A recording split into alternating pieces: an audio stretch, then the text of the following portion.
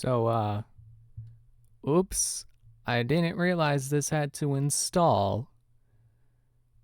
And, let me tell you, this 4% didn't come quickly. So, uh, I don't know if I want to, like, switch to something else while this installs or just sit here talking. This would have been the best time to talk about the convention I was just at instead of at the end of Luigi's Mansion 3 after, sitting on the title screen after the credits finished.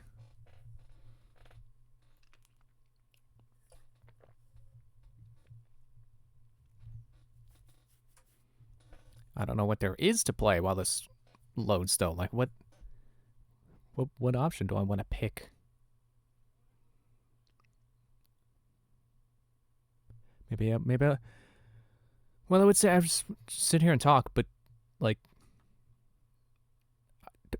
finding things to talk about is my biggest challenge at this hobby.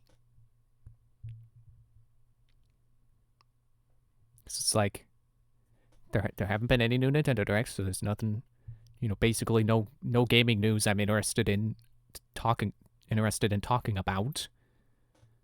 I haven't been up to anything.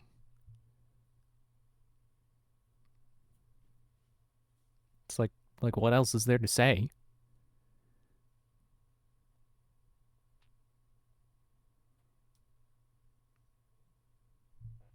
I mean, I guess a watch pot never boils, so we can sit over here at least. Look at live footage from the moon for half a second.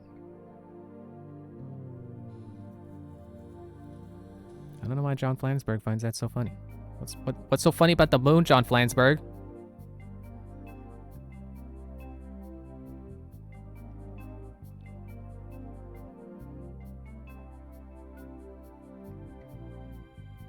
See, it's funny. The last time that I didn't install a game before doing the stream, that was like Danganronpa V3. And then I played Island Mode. But it's like Assassin's Creed 2 doesn't have Island Mode. I think I did everything I wanted to do in Assassin's Creed 2. Except for finding all the freaking feathers, which I'm not doing that.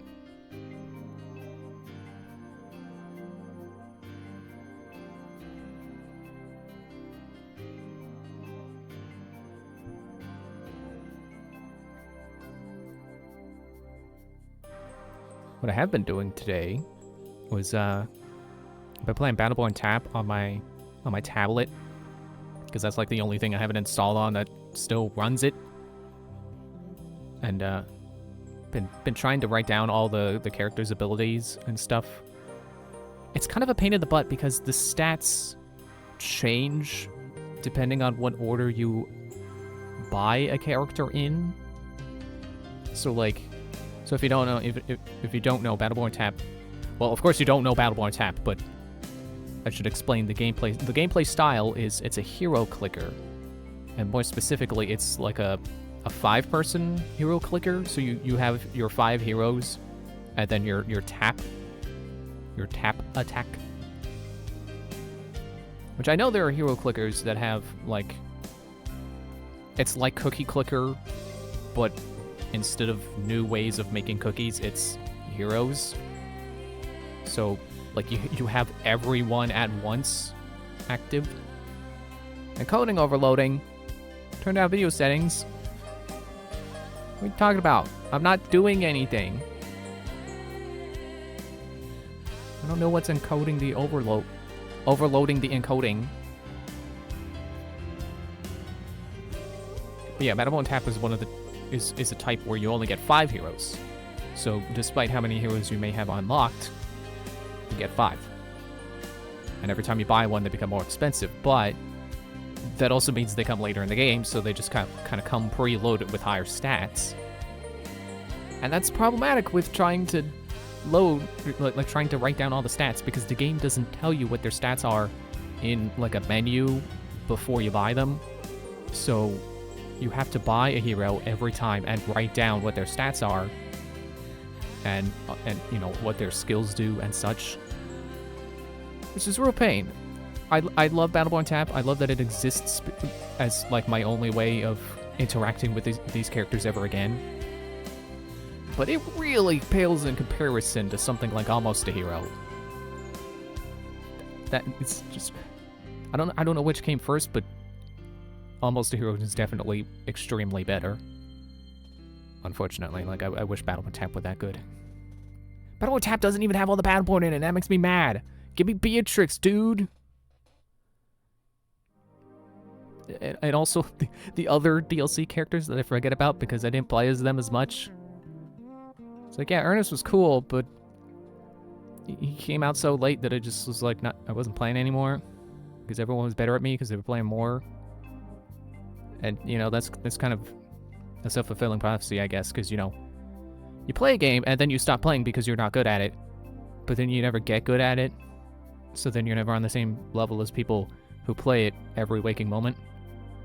And then it just feeds into the problem of you can never match their skill because you just don't play enough to match their playtime.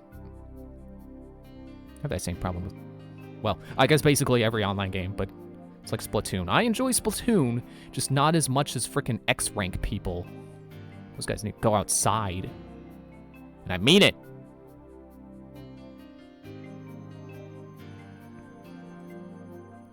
So yeah, like trying to write down all the stats to the Battleborn, so I know like who are the best ones. Because if it's gonna ask me to pick 5 out of 25, I should know which of the 25 are the best ones. And honestly, I'm not sure the game even really is balanced. I think it was trying to translate like characters identically from, you know, the main game, which is in first person and is not a clicker. It is it's basically just first person MOBA. I guess that's what you could describe it as. You know, with story mode having non-MOBA objectives. I don't know if there are any MOBAs that have story modes. I think they all do the same thing of having all their lore exist in like webcomics and videos and stuff that aren't in the game. Which, isn't that crazy? That people got mad at Destiny. Like when Destiny first came out, people were so mad that all the lore was like stuff you had to read. But there were so many other games that do that. Overwatch does that. And no one ever got mad at Overwatch for having all of its story in online videos and stuff that you have to go out of your way to get. I don't get it. But yeah, like I said, it's a pain writing these down because I don't know who has the best starting DPS, because it changes. So I would basically have to prestige at least 25 times and have every character be the first character I pick so I know what their quote-unquote base stats are. Because, like, for example, I think Orendi's, her starting DPS is 303. And then when I bought Caldarius as my first character, just to see if he outclasses her, because they have pretty similar builds. Like, the only difference is, like, Orendi's ultimate does twice as much damage. And I think Caldarius's was, like, 330 something? I have no idea why I'm dropping frames when I'm just sitting here on the intermission screen. I guess technically I'm loading. Maybe I should, but then you don't get the gifts. I'm staying on this screen.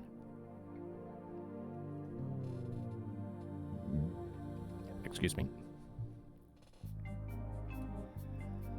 So yeah, I just wish I didn't have to buy the characters, the first character, to see all their stats. That would be nice. Also, some of these are not specific about, like, their skills are non-specific about their attack radius. Because some of them say, like, nearby enemies. And I guess that would mean whatever enemies are considered quote-unquote nearby to where your character is positioned in your little hero spots. Because, you know, the order you buy them in determines which slot they go in, basically. Which I'm not really sure that should have an effect on much. And also, they don't... Like, the skills have cooldowns. They don't say the cooldowns anywhere. There was zero indication of what a skill's cooldown is. Which, again, Almost a Hero is way better in that regard. Because not only do you have the same icon, you know, a little circle in the down in your screen, at the bottom of your screen, that you tap to activate an ultimate, and then that has a little clock go over it to tell you how long it'll take for the, you know, the cooldown to finish. Which Battleborn Tap has that, but Almost a Hero, on that same icon, has little bars on the sides that tell you the cooldowns of their skills. Actually, I think technically they build up, so it's meters that get filled before the skill activates, but same difference. It's letting you know how long it'll take before skill activates, which is great, and Battleborn Tap really should have had that.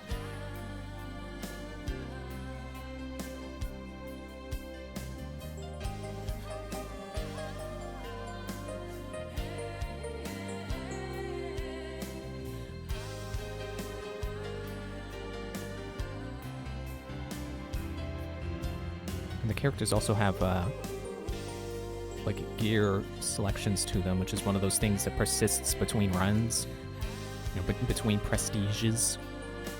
And unfortunately, you don't get to change them like you would if it were main game Battleborn. So they all have predetermined stuff like, you know, an item that increases their max health or their critical hit chance. Some of these are a little questionable because... Like, okay, so you have Arendi, who in the main game you would want ability power, ability cooldown reduction, and I don't remember what the third would be. I think that would be like a free slot. You could probably go for like attack speed or critical hit damage if you're particularly good at landing headshots. Which if I were to play the game again today, I would probably go for that. I would probably try to get good at critical hitting. Because, like, you're freaking Arendi. You don't have reload. Just go for the head. Like, what are you scared of? Missing? Just fire another shot. She attacks, like 2 shots every second. And, so yeah, that makes sense on Arendi in Battleborn Tap. She has that same loadout. Ability power, ability cooldown, and, critical hit damage. But then you have someone like Toby, who is... not Arendi. That may be a shocking statement. And his attack speed is much slower. I don't know what I would describe it as, but definitely not as fast as Arendi. And Arendi in Battleborn Tap is way slower anyway. She's like 1 shot every second and a half or so. Which is disappointing because, like, her whole thing is, like, she shoots lasers from her hands, and she has 4 arms. So she's like, psh, psh, psh, psh, and, like, every time she shoots a laser, it's a different hand. Which looks pretty satisfying, if you ask me. But in Battleborn Tap, she's just like, psh, psh, psh. It's like, where's your pep, Arendi? It's like she's supposed to be this chaotic ball of energy, just this little freaking gremlin. And in Battleborn Tap, she's like half asleep. But Toby is even slower than that. And for some reason, they decided that he should have currency generation per hit. And actually, I don't remember if it says... My tablet's over there. I'm not going to grab my tablet to confirm. I forget if it says how much money it generates per hit, but that shouldn't be on Toby. That should not be on someone who hits every... What did I say before? Every 2 seconds? Every 3 seconds? It... I don't think it has anything to do with damage either, so I would expect that to be something that's better on someone who hits more frequently. Because if it's literally money per hit, you want to do a lot of hits, so you get a lot of money. If you got $20 every time you... Well, I was going to say punch someone, and then I wanted to change it to something less violent. If you got $20 every time you sliced up a carrot, you wouldn't slice it up into big chunks. You would do tiny little chops, so that every single little chop you can get out of that carrot is gotten. So you make the most amount of money from that carrot. There's a kind of non-violent version of that. I'm questioning whether that's non-violent because, like, well, you're still using a knife. I don't think anyone counts cooking as violent, so yeah, I would call that non-violent. The download is halfway done now, by the way.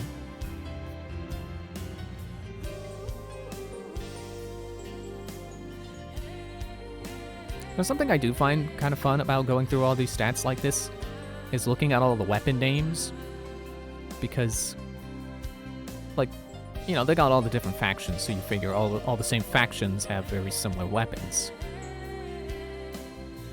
But what I find interesting is that you have, like, so you have the faction UPR, you know, your basic soldier guys. I mean, not super basic, you know, but that general idea of it's an army. They're militaristic. So they have all their... Hang on, let me scroll down to Oscar Mike. You know, you got the UPR AR-7 assault rifle as Oscar Mike's weapon. That makes sense because he's in the UPR. So his weapon should be... It should be labeled as a UPR rifle. But then you go to someone like... Let me just go back to Toby again. His weapon is the UPR H8 MS custom railgun. So he's still using UPR technology. But since he's a rogue, which is a more scrappy kind of piratey type faction, he doesn't really get his own weapons. He's got, like, modified military tech repossessed from probably someone who died, I don't know. I think that's cool. Same thing for Whiskey Foxtrot. He's kind of an AWOL UPR guy. He's got a UPR SL3, which, now that I say that out loud, that sounds like a camera. Yeah, he's got a pretty similar rifle to Oscar Mike, but it's a 3-round burst rather than fully automatic. I don't know if SL3 says anything about the actual gun type. I assume it's made up, that it's just supposed to sound kind of like a real gun. Because Oscar Mike's AR-7, that sounds like a real gun. Like isn't AR-15, isn't that a stereotypical assault rifle? Oh no, that's AK-47 that I'm thinking of. But, you know, that kind of... It has the same ring to it. So I assume Whiskey Foxtrot's gun is also similar sounding... Excuse me. Also similar sounding to a name given to, what do they call them? Battle rifles? I don't know if that's actually... I'm really not much of a gun person, except in video games that give me lots of cool, different, interesting types of guns. You know, like Borderlands. So I wouldn't know if battle rifle is an official classification for rifles that fire in 3-round bursts, or if that's just what I know from Halo. Which I only remember because I remember Don't pick up the battle rifle. That's the 3-round burst, and I don't like 3-round burst. And I think I would still say I don't like 3-round bursts. I'm definitely not a fan of it in Borderlands.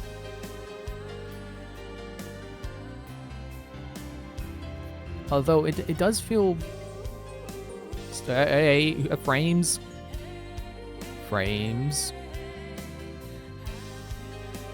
I do remember there have been times in Borderlands 3 where I've used guns that fired in multi-round bursts while looking down the scope. Those are not terrible.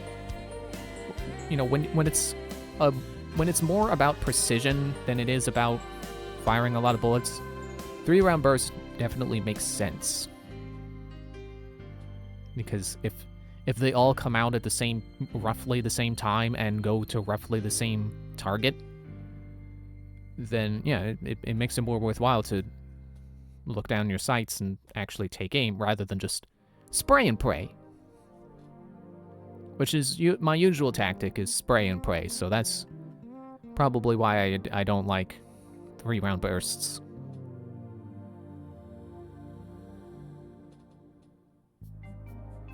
And that also just makes me think of the stop dropping frames.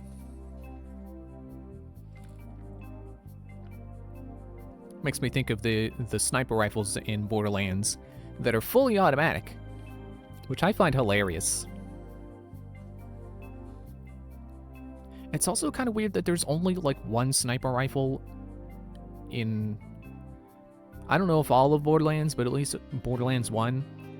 There's only one that doesn't have a scope, which feels, it's a weird thought to me, because I would think that, I mean, okay, for gameplay purposes, it makes sense for every ammo type to be to one particular style of gun, so that, you know, all your sniper ammo goes to the guns that have really good range and really good zoom.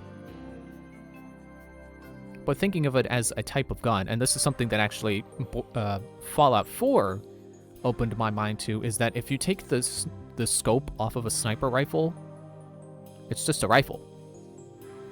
You know, and then you make the barrel shorter, and then it's just like a, I was gonna say like a BB gun, which is not true, but that's where my mind goes. It's a gun that you would handle kind of similarly to that.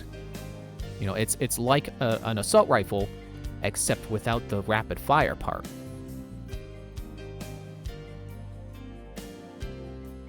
But I really, those fully automatic sniper rifles in Borderlands really amuse me.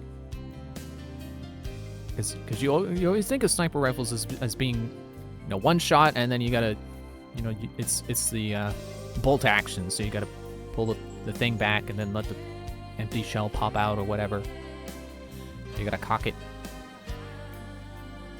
But it kind of, I guess, not really subverts that, but, you know, it challenges that idea where you take aim and then you just spray bullets, spray sniper rounds. Although I'm pretty sure the damage compensates for the fact that you can fire much more rapidly, as it should. But it's still amusing to me. Long range, rapid fire.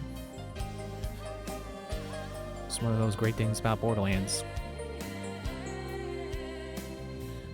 You know, all the crazy kinds of guns that other games are too scared to do. Around 95% for the download. It's good because I'm kind of running out of things to say here. I'm surprised I actually talked for this long. I'll never forget that one rocket launcher I found in Borderlands 2, where it's one of my favorite kinds of guns, where it explodes when you reload it. But this one in particular is, yeah, I already said rocket launcher, that it fires itself like a rocket when you reload it, which is not a unique trait for this one, but this one in particular, instead of flying straight to the target, it bounces along the ground, dropping bombs. and I think it was called something like the rabbit. So it was thematic. It was hopping along the ground like a rabbit and dropping little poops, little explosive poops. And the game's ready. Good.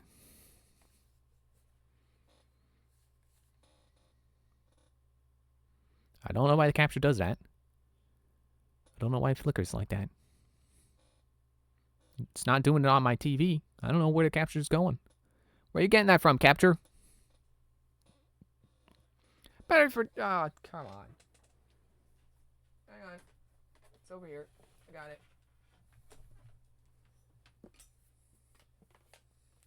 I thought I hit start. Okay.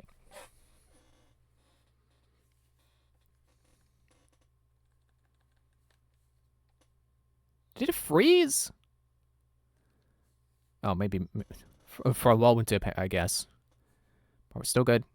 We're going. Just loading.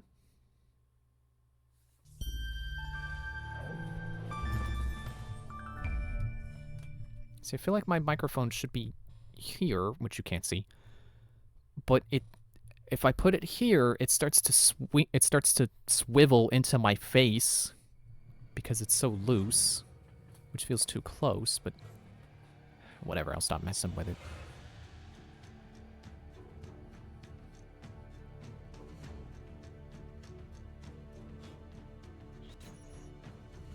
Yeah, I was wondering where the game was. I can hear music. Log into... No, I don't want to log into Uplay. Story mode. Session. Sure, I'll be Desmond. Like I have a choice. I don't think anyone ever expects to wake up one morning and find themselves caught in the middle of a war between two secret organizations. I know I didn't. But here I am.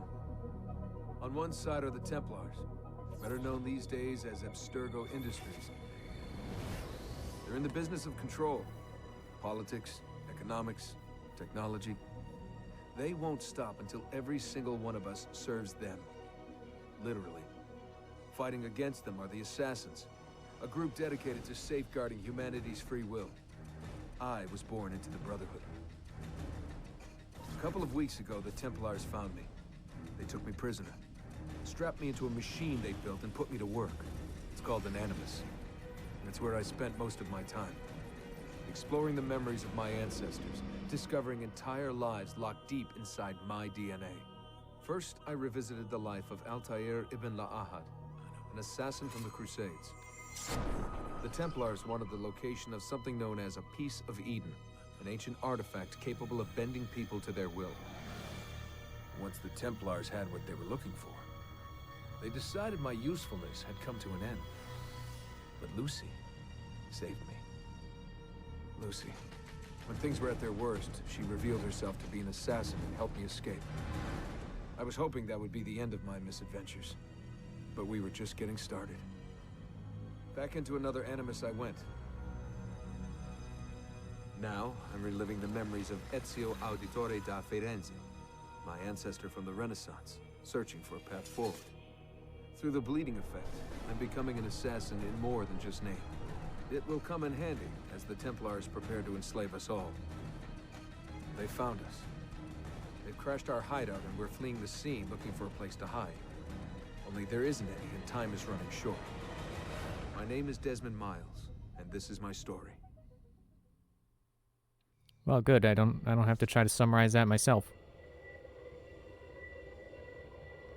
I'll also have to remember to turn on subtitles when we're able to pause.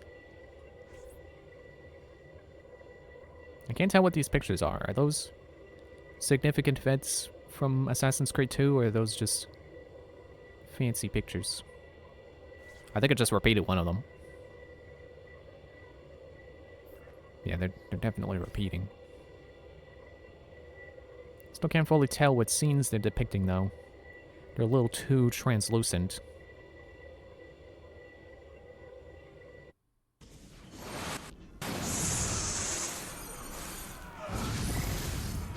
Okay, I'm sure it's supposed to sound glitchy like this.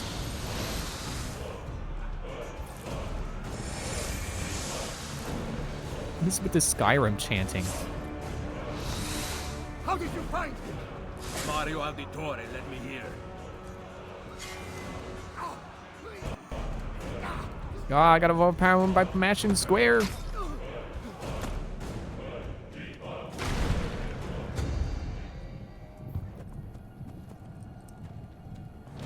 I'm pretty sure the story is doing one of those jump forward things because I'm certain the game does not start here. I mean, it is starting here, but you know what I mean. Chronologically, it doesn't start here.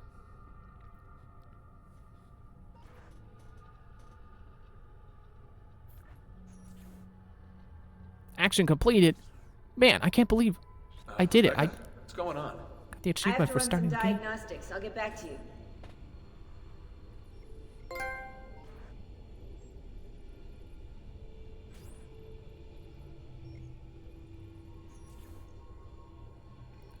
I hope there's not supposed to be dialogue here. Ah, man, I already forgot her name. Was it Juno?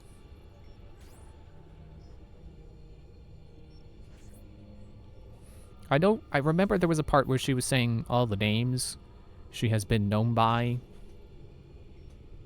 I can't remember any of them.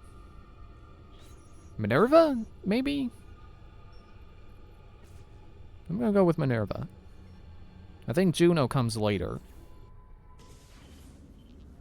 It is done. The message is delivered. We are gone now from this world. All of us. We can do no more. The rest is up to you. What? Good. Desmond. Still wearing the armor of Altair. Don't understand. Please wait. I have so many questions. I'm glad it's starting here, because I feel like it should. You know, just giving players a reminder of the cliffhanger they were left on. And how confused Ezio was.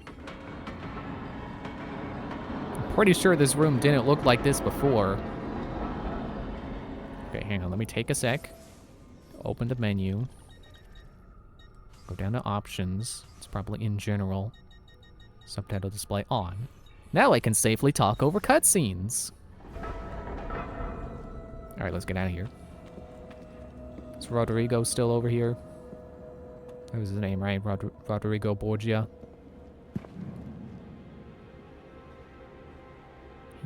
He got raptured. That or he's streaking. I don't want to think about that.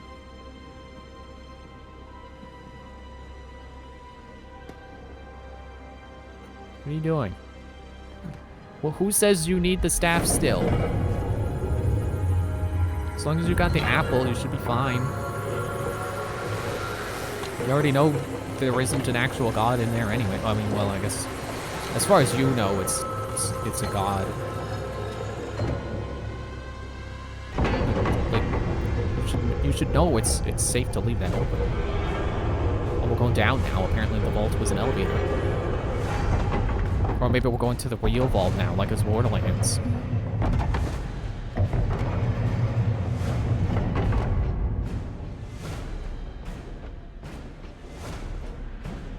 Better in the hands of the earth than in the hands of man. Uncle. What can I say? We sent a single man against an entire army. I was worried. Quick, climb up. We have to get out of here. Okay, but why did the turn on Eagle Vision on and off?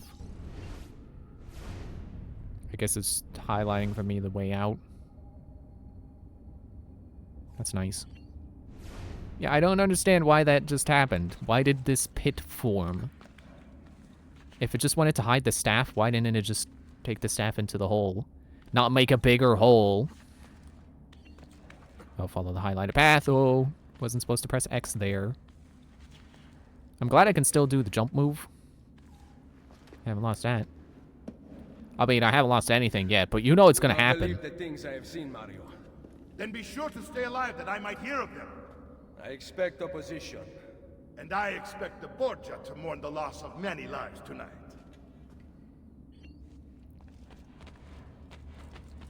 Because, like, obviously we're starting the game with the armor of Altair, you know, the best armor in Assassin's Creed 2. I assume I've still got the, okay, let me pull them out. The sword of, is that this, that's not the sword. That's not the sword of Altair, I think. What about the dagger? Okay, I think that was the best dagger. There was no dagger of Altair. Actually, now I'm doubting that, because I think there was... I was watching Steven's Let's Play over again. I think he unlocked something that I didn't get to. Assassini! God will see you pay for your crimes! You have desecrated the sanctity of this holy place! You condemn what you do not understand. We must go, Ezio. Now! Well, thanks for outing my real name.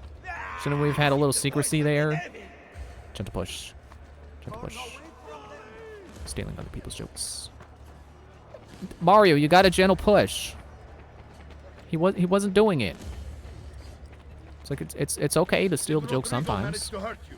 Barely. My armor blunted his attack.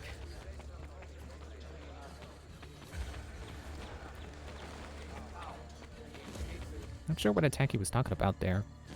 Because remember, the game ended with a fist fight, which a lot of people found disappointing, but I found, like, yeah, that didn't take that. People described it as like punching a guy for 20 minutes while you talk. It didn't feel like 20 minutes. What are you doing? Saving you from the look of it. Whoops, Not got bad for an old man. block. Agreed. You still have some skills. Counter. Wanna Hopefully I don't lose that when I lose all my gear. Does this have kill chaining? I think they have kill chaining now. Yes! Wait, what was that tutorial? It said R1 and square. I guess that was counter. Let's watch that. Kill this guy, and then immediately get that guy, and then that guy, and then this guy who's coming right over. Yeah, kill chaining. Sick. This combat goes so much smoother when you have that. You can get so much momentum out of just one counter.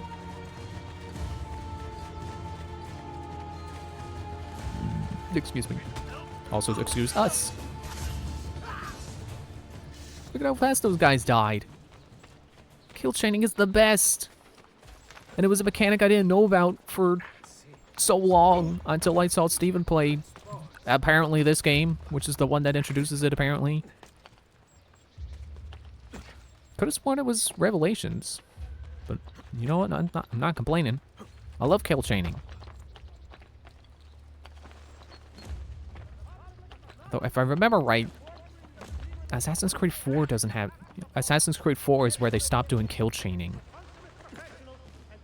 Which is disappointing. Or maybe... Actually, I want to say someone told me that they added it back. Assassin's Creed 4 has it in, like, a re-release. So when we get to that, after we do Revelations, that should be good.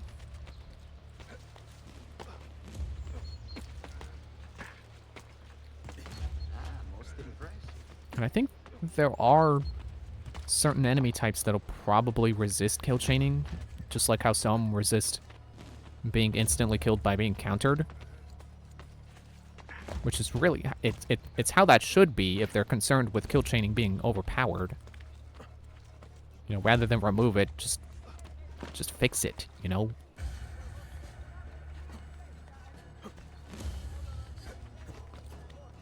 Trying to think of a way to say, like, if it ain't broke, don't fix it, but instead of don't throw it out. I don't know. This decision is yours alone to make.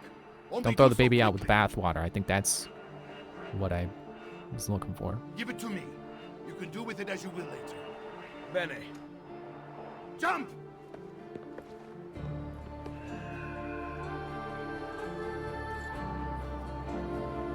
Why do I feel suspicious of Mario?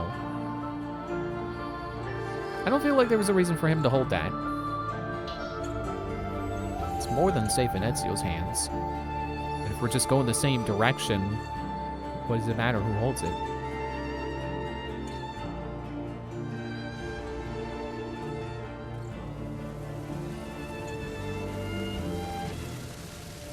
Oh, I forgot to say earlier.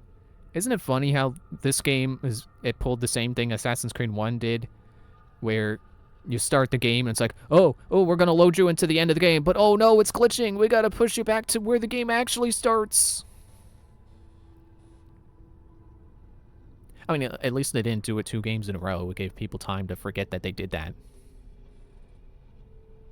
It's like how there are certain patterns in TV shows that you don't notice unless you're watching every episode back to back, as opposed to like one episode per week like TV shows normally release.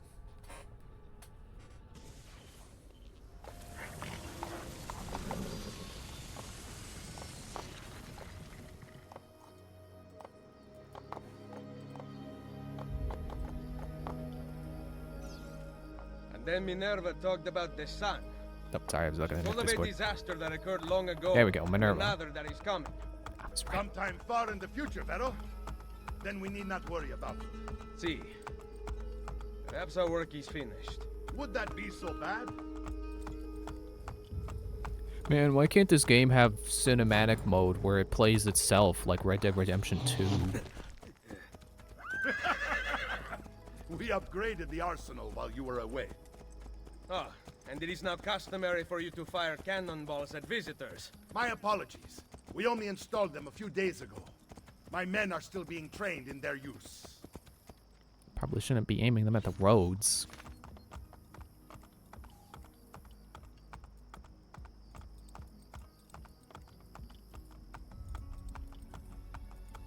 The game definitely looks better so far.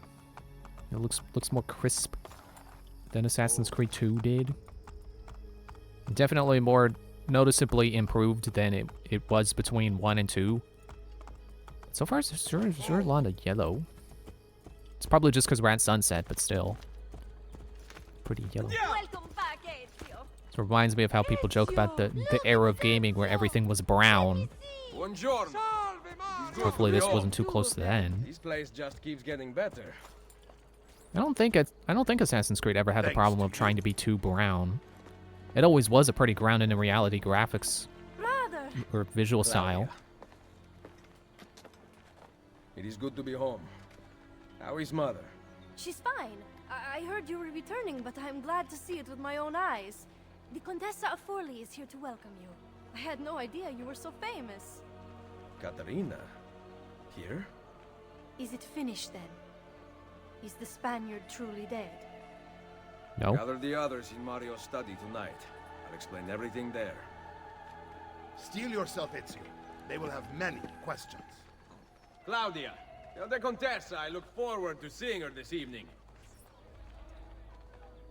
I do wonder where Rodrigo went. And why did he leave his clothes on the ground? I assume that was just his Pope outfit and he just ditched it, tried to run away. Blend in with crowds like I do. Hopefully can still... Maybe not here. Where am I going? Following Mario, but I don't think he's going where I'm supposed to be going. I have 3 markers. Okay. Yeah, I'm sure we'll see Rodrigo again. Because he's not dead.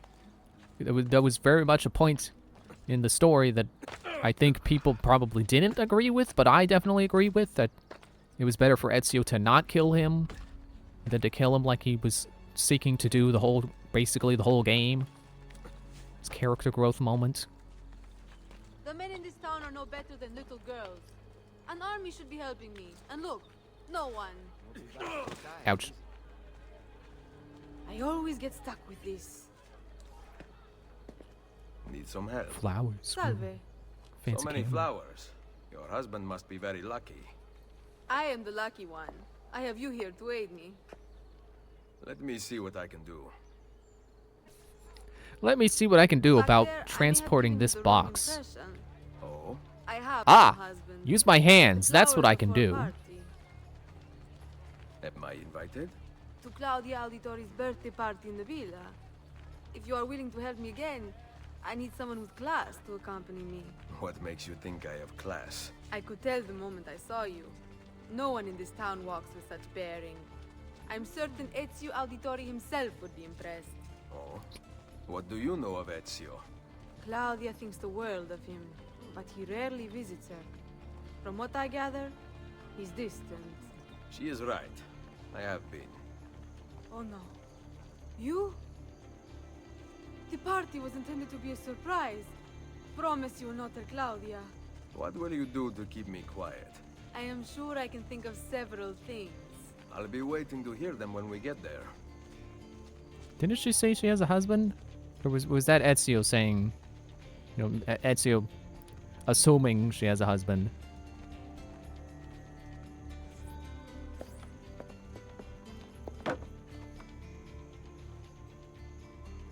Now about earning my silence. I have something in mind. There is one condition. Anything. You must wait until tomorrow. If it pleases you, I will not stand in your way. It will be worth the wait, Ezio. Trust me. Is she putting her hand on my knife belt?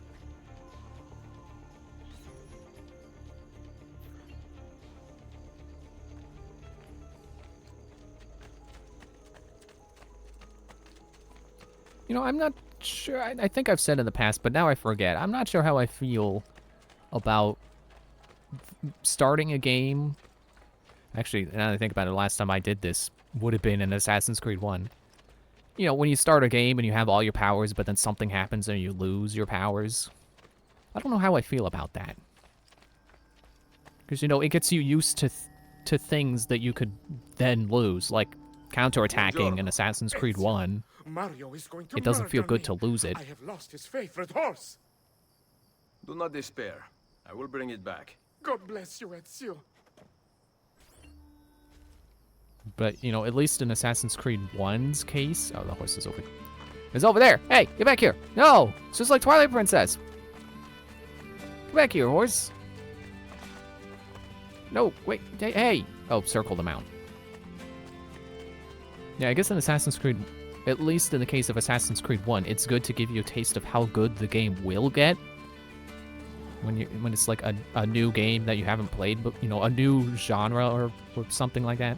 You know, a new series.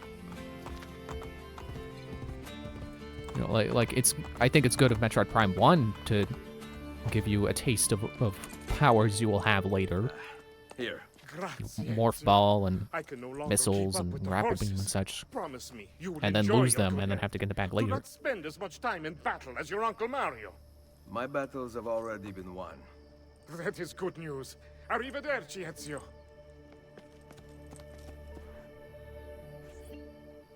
Because, you know, especially with something like Metroid Prime, where it's an existing franchise but now being translated into a new style, I think it's good to show, you know, give players faith that the style will work. That, you know, within the first 10 or 20 minutes of the gameplay, you know, like, oh yeah, Metroid in first person is going to be really cool.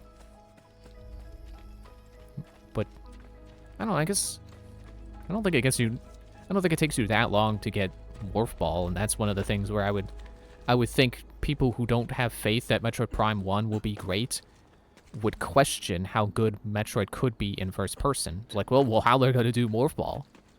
But, you know, having it right away versus getting it in like the first 5 minutes, I don't know if that is really different. Oh, I thought this was a door for a moment. No. I have to walk over here. It's the Cannon Men. Oh, triangle to talk. So, these are the new cannons? Yes, Signor Ezio. May I try one? Yes, but... Go on, tell him. We cannot seem to make them work properly, and the fool who mounted them is nowhere to be found. Then it is up to me to find him. We do not want to waste your time. It is not any trouble. I have all the time in the world now. Well, they sure are pushing it, that, you know, just giving you occasional reminders like, hey, Ezio is content with his life now. His battles are over. He doesn't need to do anything at the beginning of this game where you play as him. He doesn't feel a call to action. Salve, Messere. We need you to fix the cannons on the battlements. Leave me be. I do not begin repairs before noon. Do you know what time it is? I make cannons, not clocks. If you are busy, someone else will fix them. Uno momento. No one else will touch my cannons. Man, what a piece of work this guy is. Soldiers have no respect for artillery. They expect a gun to work like magic. You need to feel her out. Give her a little encouragement. We are only equipped with simple cannons now, but I got hold of a design from France, yeah? A hand cannon. Something called a wrought iron murderer. Imagine firing That's a scary name. cannon from your hands. That is the future. I've already done it. Man, can you believe this guy? He's like, oh, I don't do work before noon, but I also don't pay attention to what time it is. And also, no one else can work on my cannons, so if I can't be bothered to work on the cannons, no one gets to work on the cannons. What a jerk. What have you done? We used them. They were not ready for firing. You could have gotten us all killed. Let me see. I don't think a cannon misfiring would have been that bad. Fatal than our cannons. Only when you two fools are shooting them. There, try it. That's right, he's reacting like messing up the cannon would have caused a nuclear explosion. To test the alignment. Hang on. Okay.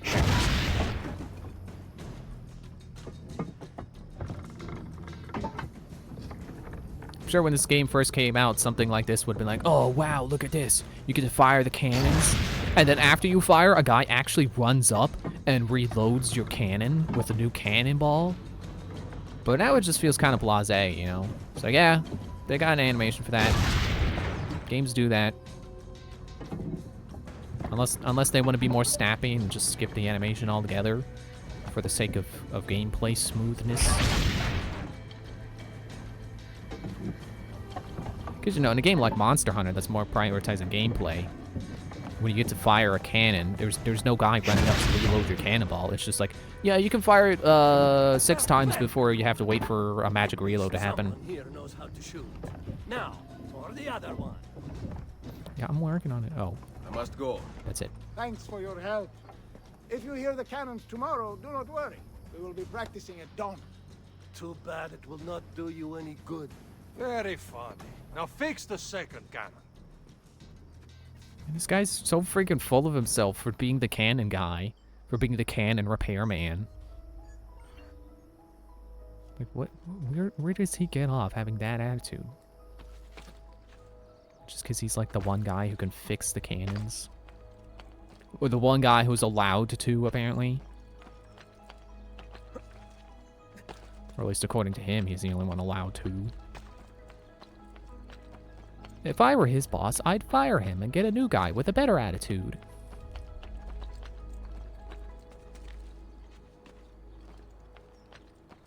You know, the other thing that gets me about him being like, oh, I don't work on the cannons until noon. It's like, this is freaking medieval times. Where are you gonna be until freaking noon? It's like, what are you doing with all your time that you don't work on cannons until noon?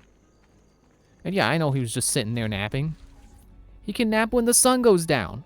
Buongiorno, Ezio. Caterina, to what do I owe the pleasure of your presence here? I desire an allegiance. The papal armies have resumed their march on Forli. Your mercenaries would be a great asset to my cause. It is likely that I can give you what you seek. But we will talk later.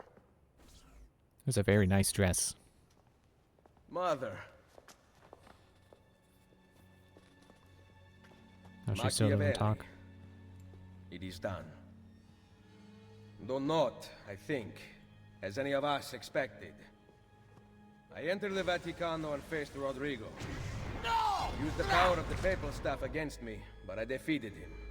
I think this is Finding directly the staff recorded on from the Assassin's apple, Creed 2. I gained access to the vault. There, a moving painting of the goddess Minerva spoke. She told of a terrible tragedy to befall mankind in the future, but gave hope of lost temples that will provide aid to humanity. And then she called out to a phantom, Desmond, as if he were there, standing beside me. After her warning, she vanished. Amazing. I cannot imagine such wonders. The vault did not house the terrible weapon we feared. This is good news. What of this goddess, this Minerva? Did she appear human? Yes, but her words proved otherwise. All of her kind died many years ago. I wish I could show you the magic she performed.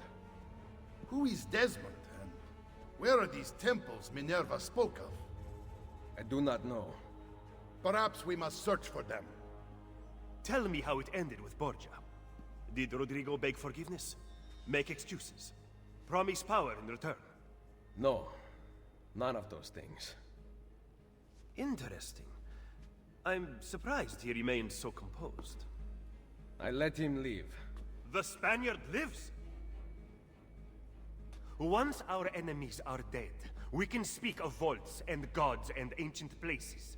You should have killed him. We're sure to suffer for it. I am not here to debate the past. Together, we should discuss the future. No. I am leaving immediately for Roma. Ezio, I do not know why you spared him, but I trust your judgment. Machiavelli will come around.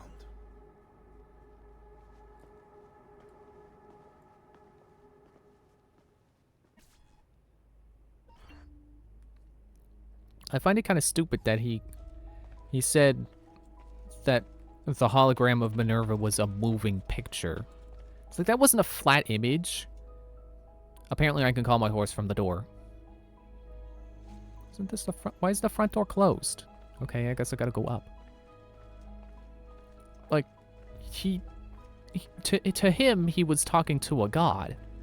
So why wouldn't he say something like, it was like the spirit of Minerva, or a projection of her?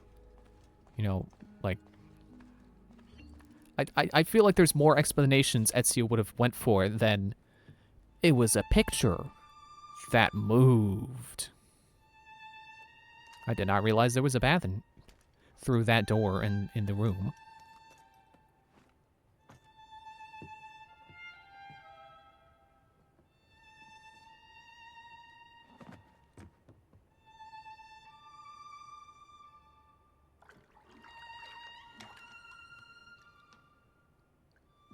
For a moment, I thought there was a pillow on the end of the tub.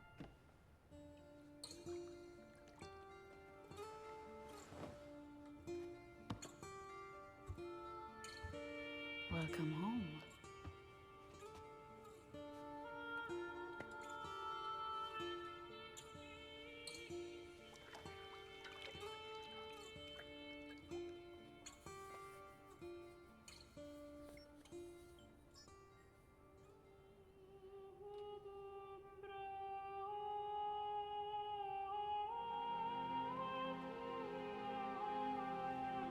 Just thinking of a dumb joke. It's like, and this is why Ezio lost all of his powers.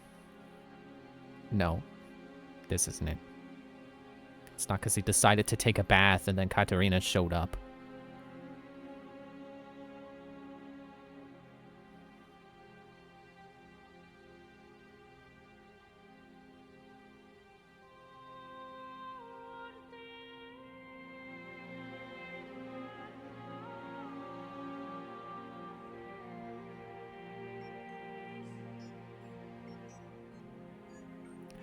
But did he finish his bath though? That's what I want to know. Did Ezio get clean? It's kind of important back then. I don't know how frequently they bathed, or how frequently they could fill the tub with water. Hope he didn't just waste water there. Ready to go again?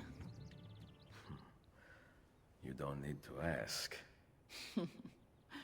One should always have the freedom to choose. She's an assassin. Shh. What's that? Probably just training exercises.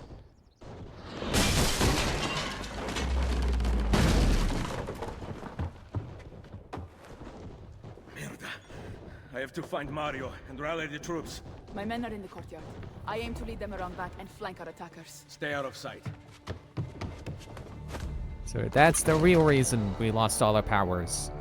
It's because we had to leave them behind when the Velo's under attack. What are you just standing there for, Ezio? Move! Jump out the window with all the agency, and then it leapt to your body as you stared at the... I was gonna say war. I guess it's more of an invasion. How did we not see this? They must have massed to the east during the night. We need to hold them off until the townspeople have escaped. I will take care of it. Use the cannons above the rampart. I intend to lead a frontal assault. Do you have it? I am keeping it safe. The Borgia must not be allowed to breach the walls until everyone is safely away. Insieme per la vittoria. Insieme. Uncle, be careful. I will. So what's kind of stupid about the reason you lose the armor is that, so like that's the armor of Altair, which is supposed to be unbreakable. Like that's its key feature when you unlock that in Assassin's Creed 2, is that it ignores the durability mechanic, despite not having as much resistance as the other set of armor in the game. That's like the quote-unquote best armor. You know, the best armor, parentheses, aside from armor of Altair. Or I guess you could more succinctly put it, the best armor you can buy. So I think that resists, you know, you get better defense, but it still has resistance. It still breaks after a while. But the armor of Altair is specifically designed that by Altair himself that it can't break. Load the cannon. Okay, what am I aiming for? Air cannons. But just then, when the Vela was attacked, and the camera panned over to the armor, it's broken. It's supposed to be unbreakable. They broke the unbreakable armor. I think the wiki actually says something about how, like, the armor itself wasn't broken, just like its joints or something. You know, its weak points. So it theoretically could be repaired, but I don't think it gets... I don't think we get it back from the Vela. Because, spoilers, the rest of this game does not take place in the same places as Assassin's Creed 2. Yeah, I know, right? They don't recycle the maps. That's immensely disappointing.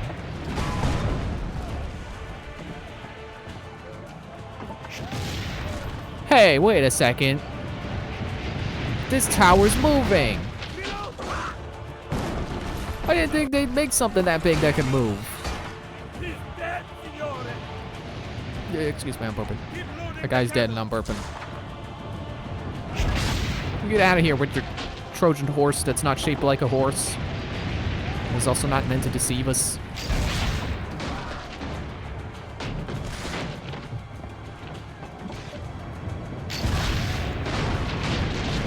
What even is that tower supposed to be? Is that just so they can get through our walls?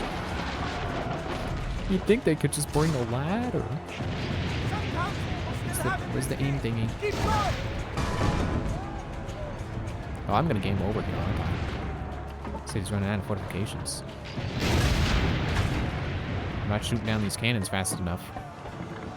With my one cannon that I'm allowed to use. Almost all the townspeople are outside the walls. Come on, just hold just a little bit longer. Yes, 0. 0 villagers left to flee. Checkpoint reach. Wait! Soldiers are climbing the walls. That was close. Forget the cannon. Yep, there it is. That's exactly what that was for. Go! I will carry on here. Okay, I guess seeing them pop out of it like that, yeah, okay.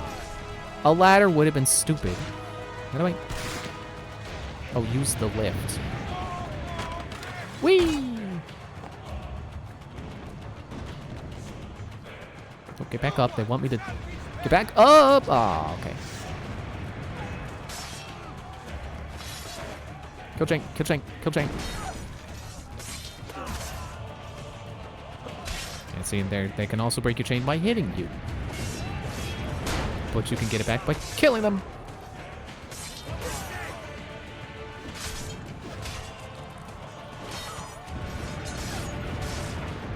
Yeah, combat flows way smoother now. Which again, it already was pretty good combat, even from the first game. I think the only thing I complained about in Assassin's Creed 1's combat is that there were no health bars. So Assassin's Creed 2 was already improved just by having health bars. I don't think it did much of anything else. And it didn't need to. Oh, it gave me the break. That guy fell down so flat.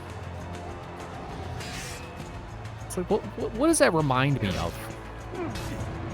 It's like when Master Mummy gets knocked out in ARMS and he stands there for a moment and then he just falls down. It's like you just rotated his character model 45 degrees. Or no, 90 degrees. Did they just kill Mario?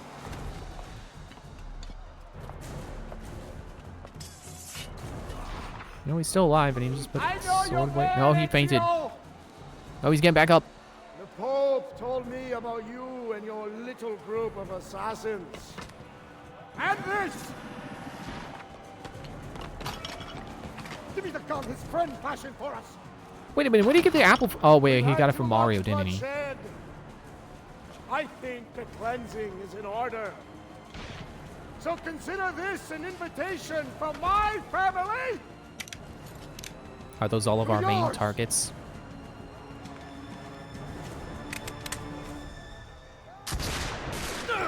Oh, Mario! No, me! I didn't know Mario died.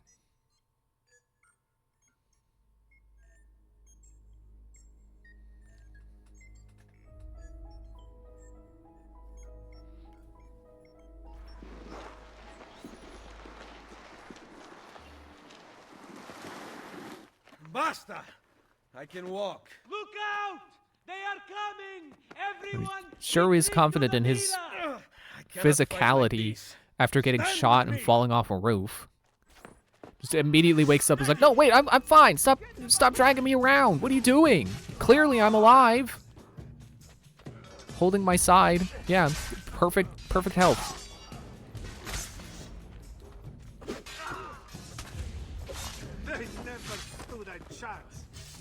Is that guy waving? What is he waving to?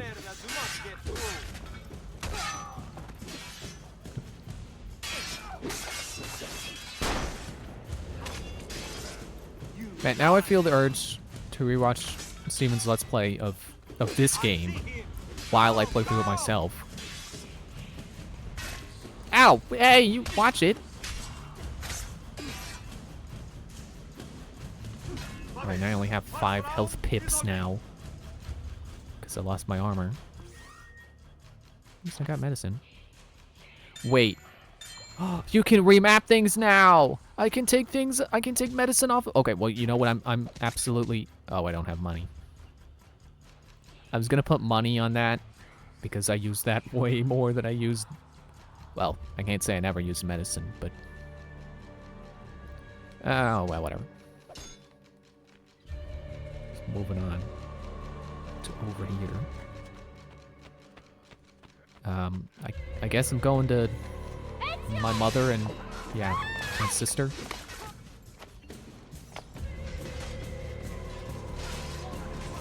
Get inside the sanctuary! We have a sanctuary? The tunnels under the VR. We have a basement and a bunker. Wow. Well, that's fancy. Should put that in all my Sims houses.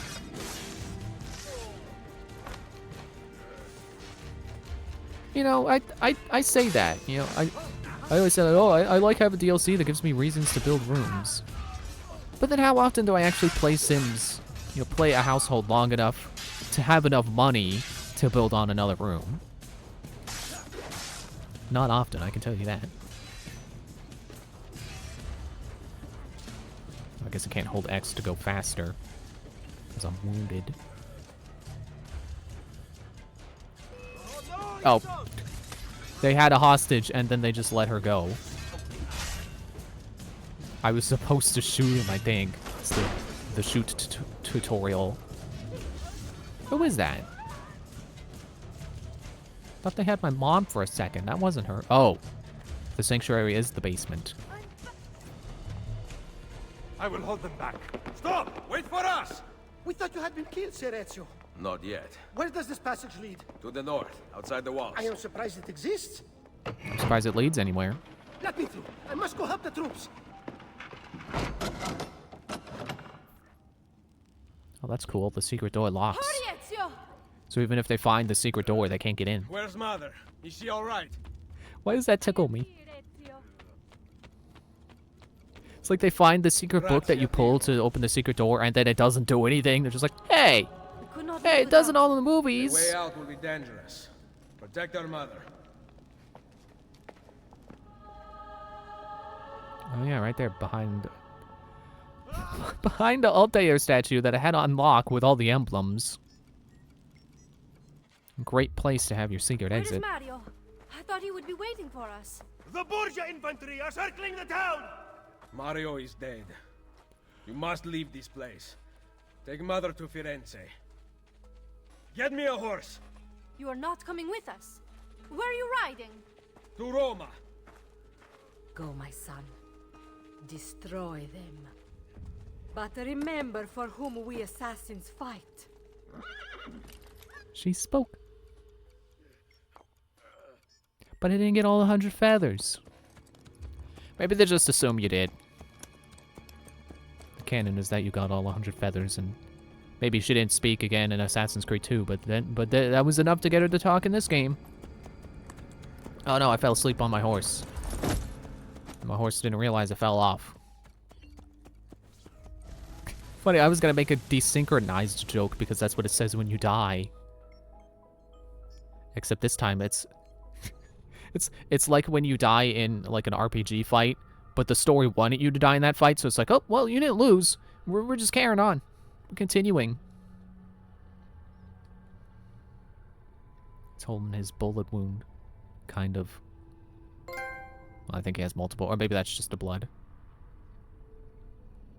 Yeah, your next target and press square to execute him with a single hit. Yeah, kill chain. Kill chain confirmed. Oh man, armor still gets damaged over time.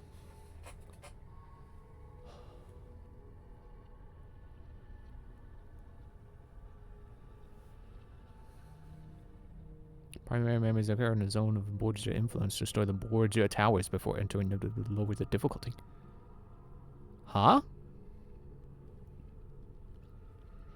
I can do things in the overworld to make story missions easier? Lucy, I don't know if I want to do that. On Ezio's POE. POE? Could one of you tell me what's going on? Sorry, Desmond. Piece of Eden. In the Vatican, Minerva talked about other temples, that they're the key to preventing whatever terrible thing is about to happen to the Earth. Right. We're at our new place.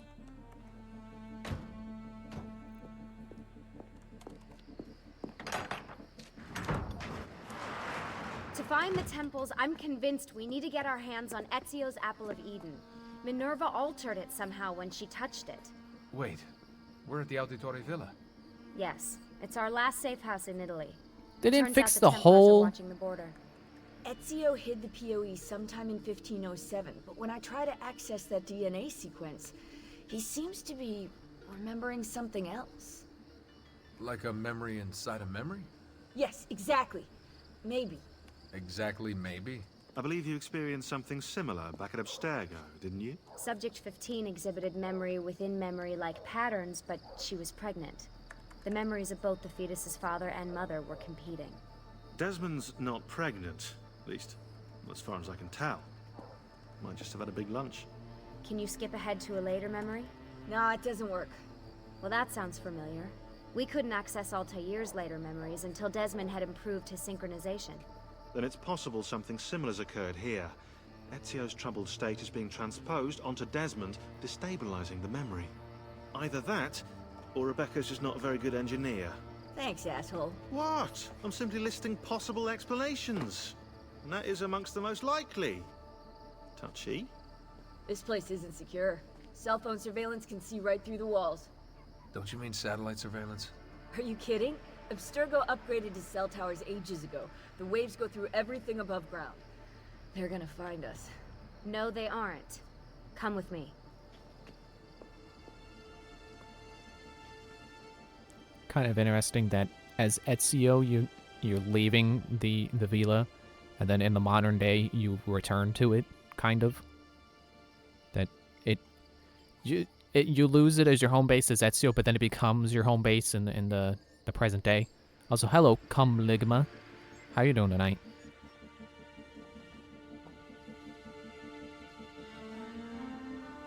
There's a beam blocking it from the inside. We're not Oh, you getting speak in Spanish? this way. Oh, sorry, What's I your don't next know any move? Spanish. The road just loops back into the highway. This is not a good place for us to be right now. Do I have my language We need to tags cover set up the van. on I or really something? hate to stress this, yeah, but we are No, running it's- out of it says- time. It says English.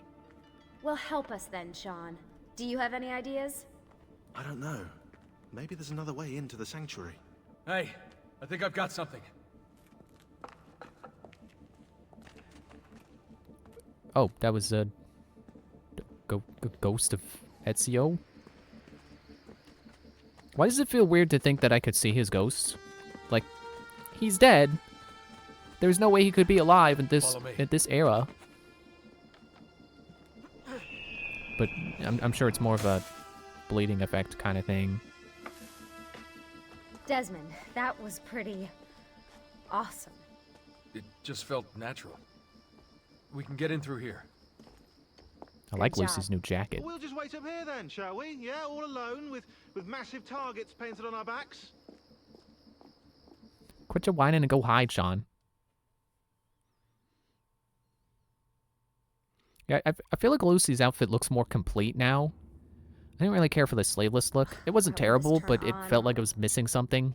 It's great to be out of the Sleeves, apparently. This isn't exactly my idea of a good time.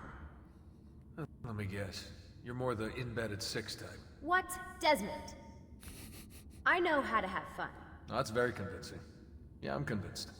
Okay, okay, after we save the world, I'll show you. Wait, can I get that in writing? Okay, now's the part where we turn on flashlights, right? I tried to use Eagle Vision, but it doesn't. We have light. Oh, there we go. I just had to walk in the darkness for a minute before we turned on our lights. Instead of turning them on at the entrance, What like was that? a normal person. I don't see anything. It's okay, just gentle push through them, Desmond. Gentle push. Bay. Yeah, you know, I agree. Sure. Get out before I soldati catch you. Correte! Go! Lucy's pretty great.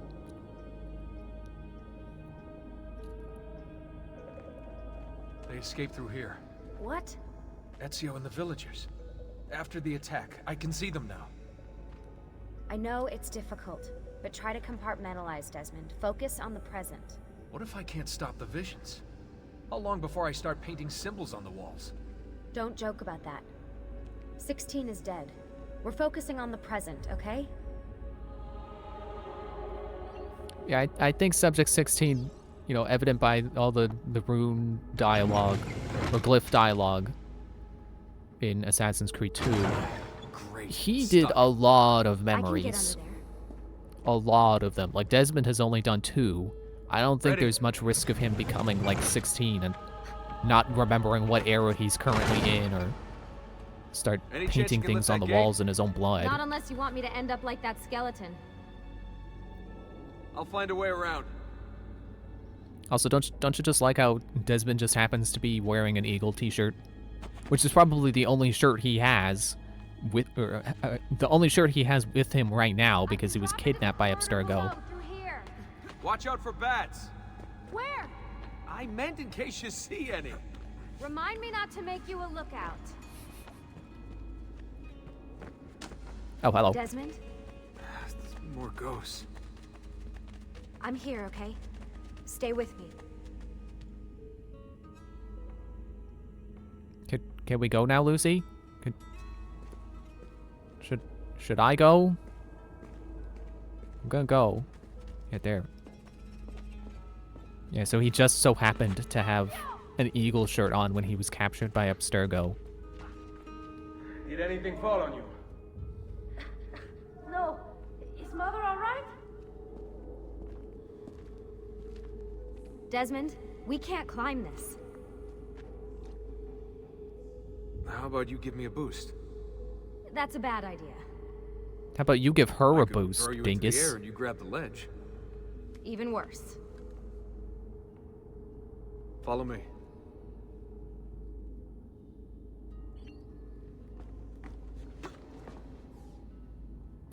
How about I don't this? get why the switch was glowing like I had What to are you hop up on going it. Or press a button like all Nice the other job. levers. But I aim to please. then it goes to a cutscene. I wonder how old these tunnels are. Middle Ages, probably. Luckily, the beams still hold Oh! After all this time in Thought he the was gonna animals, grab. I'm not so sure. Yeah, I didn't want to say anything, but you're really getting fat. Ouch. It's the second time they've commented on his weight. Seriously? No. Like, he looks perfectly average. He's not gaining weight. Looks the same as he looked in Assassin's Creed 1, except with the zipper on his hoodie a little down, showing the eagle shirt he happened to be wearing. Ready.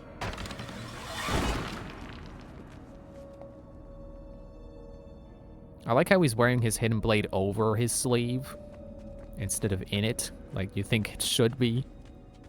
Who's that a statue of? You know, when I came here Can't tell. last... When Ezio came here. Yeah, I meant Ezio. I shouldn't put you through all this. It's not right. Hey, all joking aside, I'm having the time of my life. It's thanks to you. Just focus on where you're going, okay? Down the ladder, that's where I'm going. Well, that animation was a little bonky. Yeah, and I think in Assassin's Creed 3, when you start doing stuff in, like, modern day outside of home base, you know, out in public, Desmond's still wearing the hidden blade on the outside of his sleeve. Oh, I have to go down.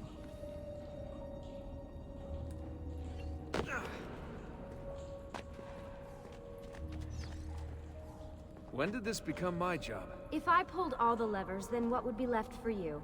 Have you pulled any Nothing. levers yet? Nice try. Ready?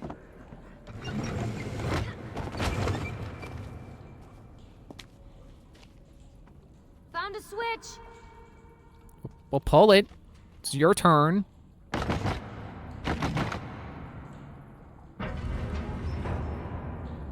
Something's open. I didn't quite catch what. Guess it's up here.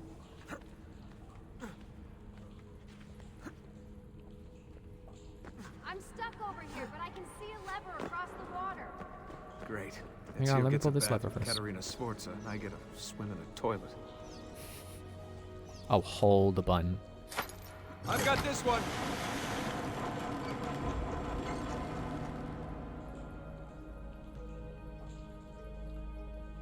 There's another lever up ahead. Come over here.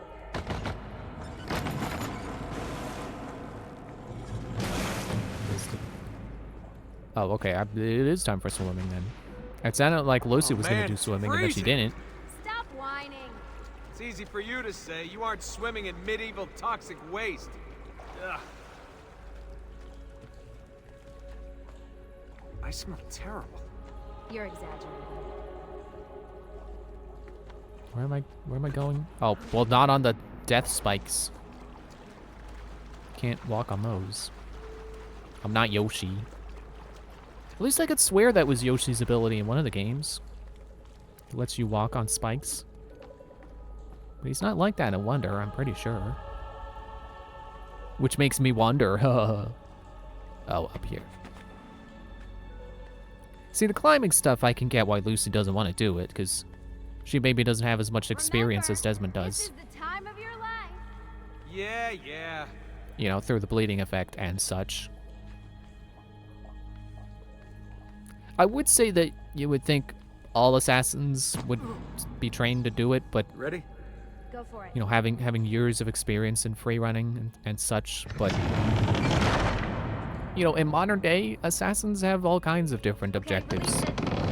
Like Sean. How come you don't have to get wet? He's not really a field Because guy. you're He's a data guy. Charming. Aren't I? And now we do this. Yeah, waiting on you. I've got you. Thanks. Ezio! We are on the other side! Hurry! See, aren't we going into the villa? But kind of... I can't tell if the memories are backwards. Or if they just forgot what direction that Desmond and Lucy are heading in, so we're viewing the memories as if we're watching Great. Ezio Bridge flee. is out. We can't jump this. I have an idea. You'll have to help me. Stand at the edge and get ready. Well, you have to tell me what I'm doing. How can I be ready if I don't know what to be ready for?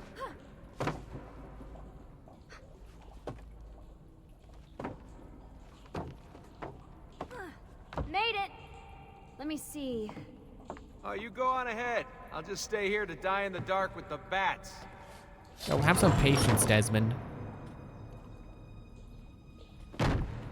Just like Jump across. 3 quote-unquote work. steps The bats will be from where she climbed up. For now. And Desmond is like, "Oh man, Lucy, you sure are taking such a long time. I'm gonna die of old age." And he's like, quote-unquote steps, because you can't exactly look at how high she was up on the I think thing. these stairs would lead somewhere. But they don't. They do! It's a door! Disappointments. It's just a door you can't open. It doesn't lead nowhere. It's just a place you can't go. Freaking talking about the door like it doesn't exist. It's like they know they're in a video game and there's nothing behind the door because they didn't program anything behind the door. It's like you're supposed to be in real life. Okay. Guess I have to pull a switch first, or... No, it's a I'll wait longer here. climbing Good. thing. Let me just go and get that bridge down for you.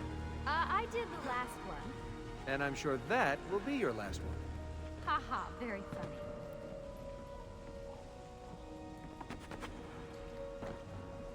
Oh, do I have to find a way to open the gate, or... Wait, hang on. It looked like I could go around. Excuse me. There we go. Got it. Thank you, Desmond. You're welcome. I wonder what the game would have done if I had... Oh, it's probably another part where I need both of them. I was gonna say, I wonder what it would have done... Now it's I my wonder what it would have turn done if I tried to go on explore. without Lucy. Like, what kind of dialogue it would have given me. There. Probably none, Thanks. because I It's a just would not start. have been able to go far. Do your magic. Up there? Do a wall jump like Mario? No. Wall kicks won't work here. Okay, fine. Don't use the ladder.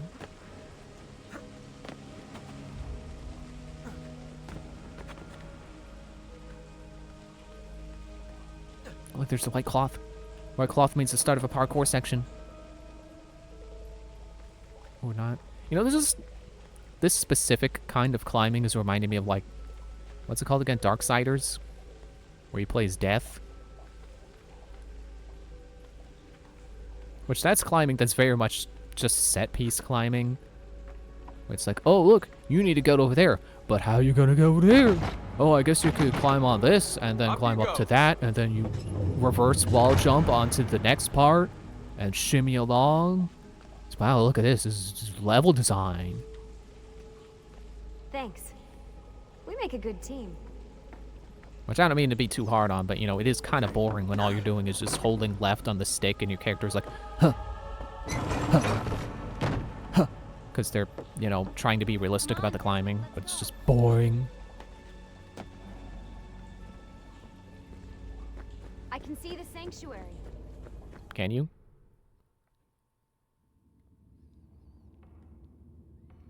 Oh, this is meant to be the loading screen. Kind of a silly way to mask it, I suppose.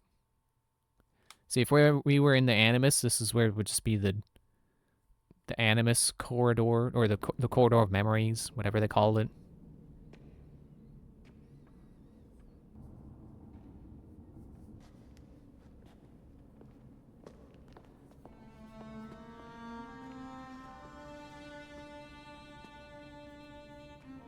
Wow.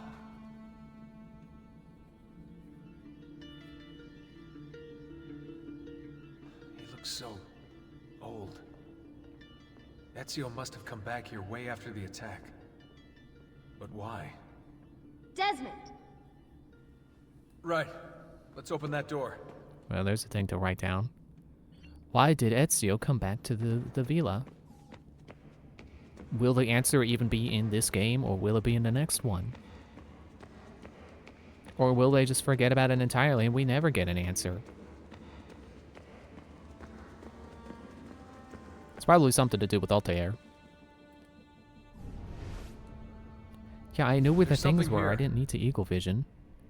Can you I saw it in the memory.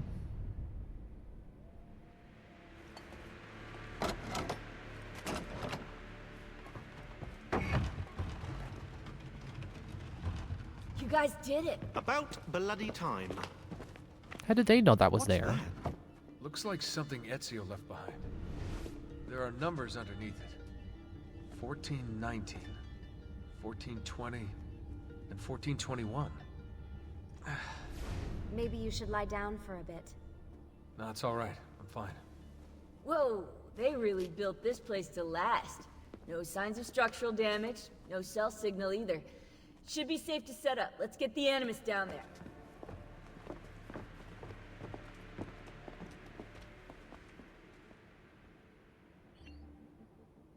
And now we got numbers to wonder what they mean too. I bet it's Bible verses. Maybe. Okay, everything's good here. Sean, hide the van in town, and make sure you aren't followed. What? What is that smell? See, I told you I smell, Lucy. They smell like you swam through a sewer. It was Lucy's idea. Wait a second, guys. We need power. Lucy did it. There's a line running nearby I can hook into, but the wattage is weak. Oh, yeah, of course. Yeah. Anything else you two would like? You know, some caviar, perhaps? Maybe you'd like me to knit you a lovely hat? No? Fine, follow me.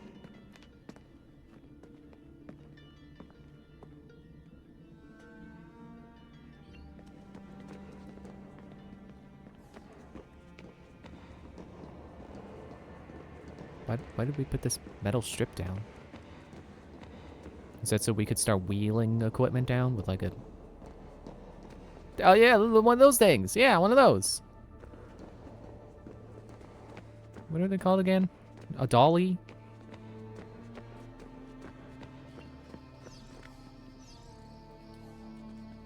Right, look around Monteriggioni for circuit boxes. Rebecca's little doodahs, they'll reroute small amounts of electricity to the power line underneath the villa. Don't ask me how they work. If I understood that, I wouldn't be the fella hiding the van. Alright, well, I'm gonna take a quick break here before I turn on all the generators and stuff. I feel like I need to say more, but that's it, yeah. Break time. I'll be back in a little bit.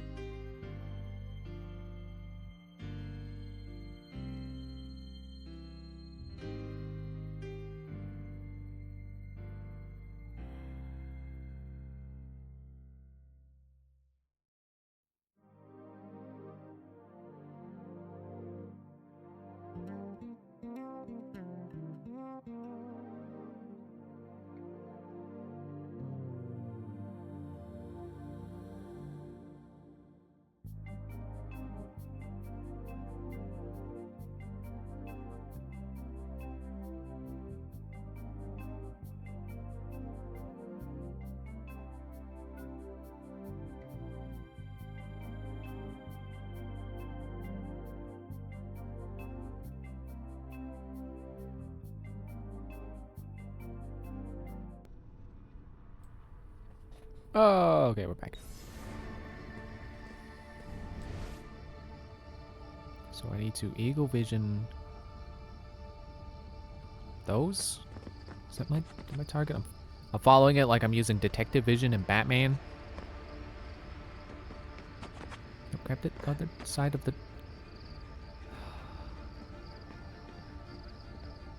Why are there no supports?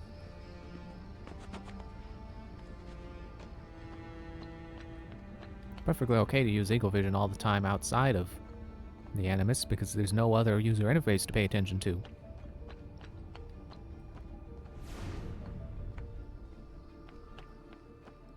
Okay, so I don't think I was actually supposed to climb all the way up to the roof. That was my mistake.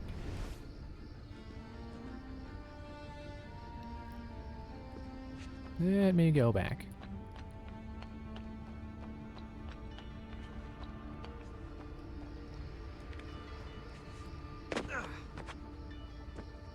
Okay, so it definitely goes up. Unlike Desmond. It's weird, like, it feels like... no, they definitely have modernized because there are electric lamps. But they didn't fix a thing on the Vila. Like, you think this would be some kind of historical landmark and they would, you know, make it look nice again. Fix all the broken doors and gaping holes in walls. Wait, is the button just right there? The button was right there.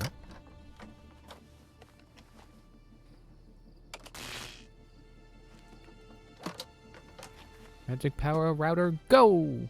Or rerouter. This reminds me of, like, when you're fighting bandits in Skyrim and you kill them badly enough and they're like, we're routed, fall back! But then they just keep fighting you. Which I always found that use of routed weird. Like, Fire Emblem uses that too, like, at least in Awakening. Your objective will be like, rout the enemy! So, I think of route as being a path, not as being overwhelmed.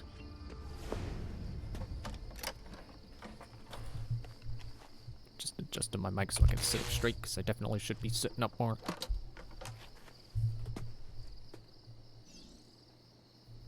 Stop swiveling, microphone. Stop it. Fine, I'll just scooch my chair then. How do you like that, microphone?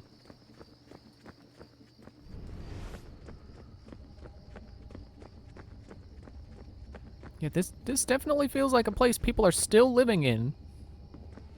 And yet they have this gigantic abandoned building at the top of the hill.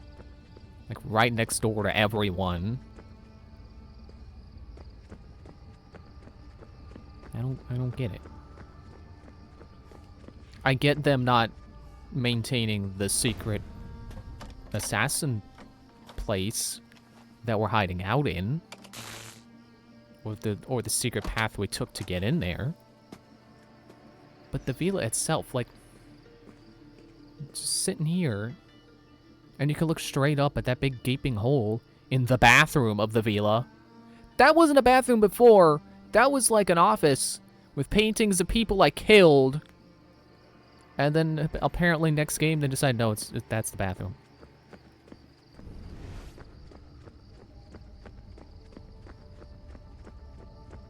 And there's the last one. M1212. I was going to say second M. There was no second M in there.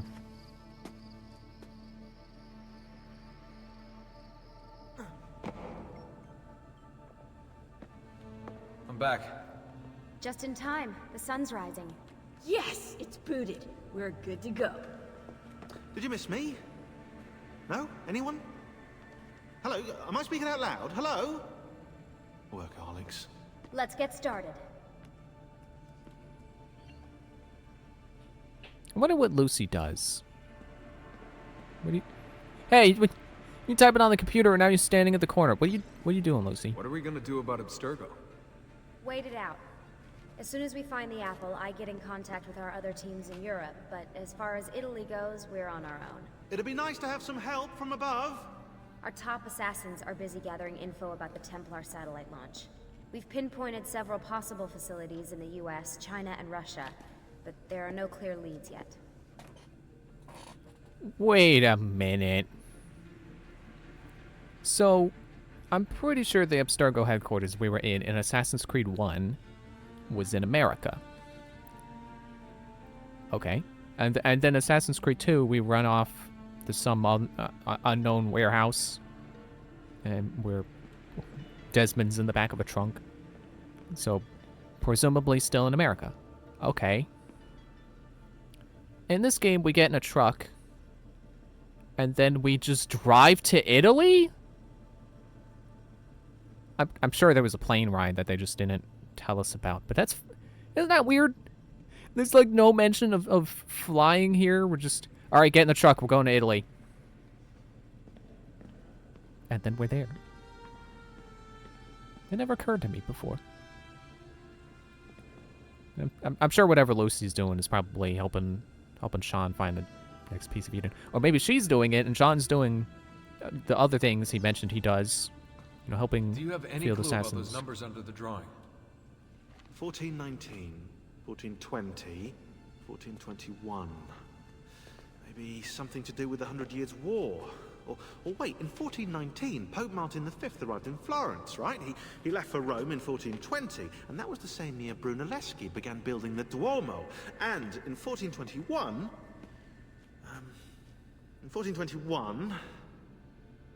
Yeah, I'll have to do some more research, I think. I really like that he just memorizes that stuff. As someone who is bad at memorizing things, I think it's so cool that he could just be like, yeah, in 1419, this happened. I might as well talk to Rebecca before I go, since I'm talking to everyone. You seem focused. It's not that I don't like her, it's just like, I I didn't mean to do a dialogue session. Is Desmond going to be able to relive memories this time? Matter of fact, he will. Why is that even a question? I relived memories last time. Right?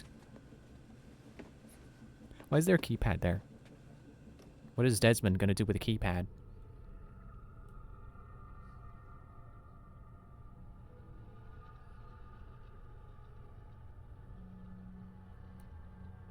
Destroy nearby Borgia towers before entering them to lower their difficulty. Yeah, primary memories occur in a zone of Borgia influence. You could just make them easier. I don't know if I want to do that.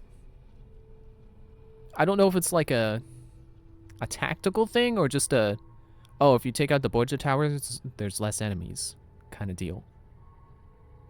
Because I would assume if this game is smart about how Borgia towers influence story missions, if I get into a stealth section after destroying a Borgia tower, there'll be less guards, making it easier to sneak. That's what I want to assume the Borgia towers will do. But if it's literally just, this combat encounter is easier. Improvements to the Animus, and I've also patched in a new VR training program. Here, you can show off all those flashy moves you picked up from your ancestors. Let me open one of the missions. Oh, I don't want to do one. Apparently that you can get gold medals on the training missions. Alright. Shortest kill streak.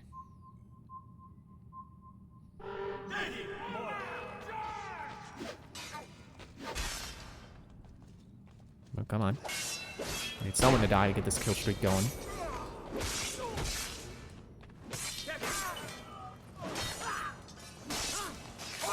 So effortless. But it's also on me to not get hit. Like that.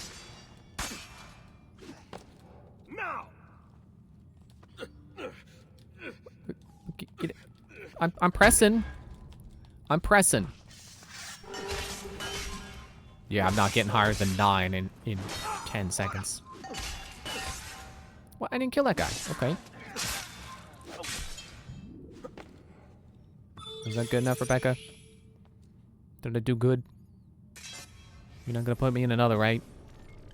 You can access more VR missions through the Animus desktop. As you complete training sessions, I'll add additional challenges. To stop your subconscious from rejecting Ezio's later memories, you're gonna have to live them in the order his genome recorded them. Highlight sequence 2 for me, Desmond. Good, now select it and you're gonna see the memories inside. Once you've I didn't unlocked need a memory by tutorial on the part accessing that this you menu, really you don't can need relive it unless you as want to many times as replay you want. memories. But what if there are memories I just want to forget? Ha. Desmond, this is very important. If you need to take a break, log out of the Animus. You can leave the machine whenever you like. I'm all set to go. Don't worry. One last thing. As you raise your synchronization by executing events the way Ezio lived them, you might even discover some repressed memories. Okay, let's get started. Select the first memory.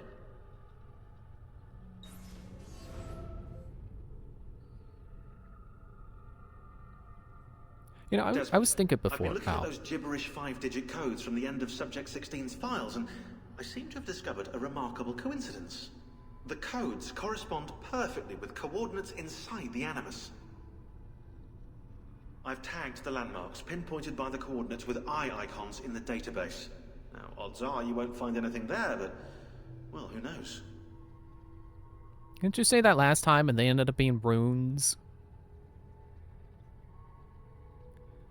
Or glyphs, sorry, I keep mixing up the words.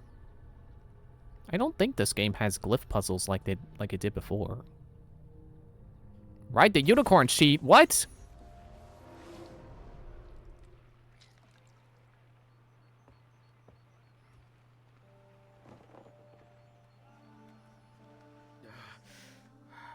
Calmatevi. The pain will end soon. Where have you brought me? Nowhere, Messere. A man left you here. Did he say anything? Only this. You are to meet Messer Machiavelli in front of the Mausoleo di Augusto. Let me help you get dressed. Thought it might be Machiavelli. The same man who brought me here gave me these clothes? Si, Messere.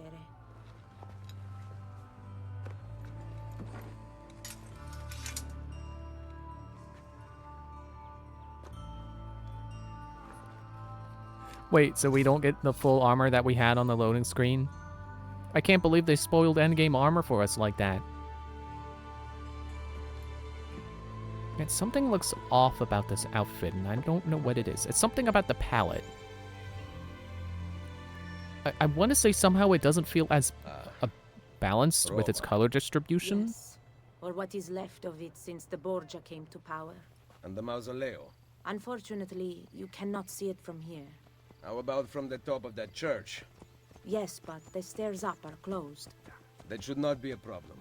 Vi ringrazio di tutto quello che avete fatto per me, buona donna. Addio.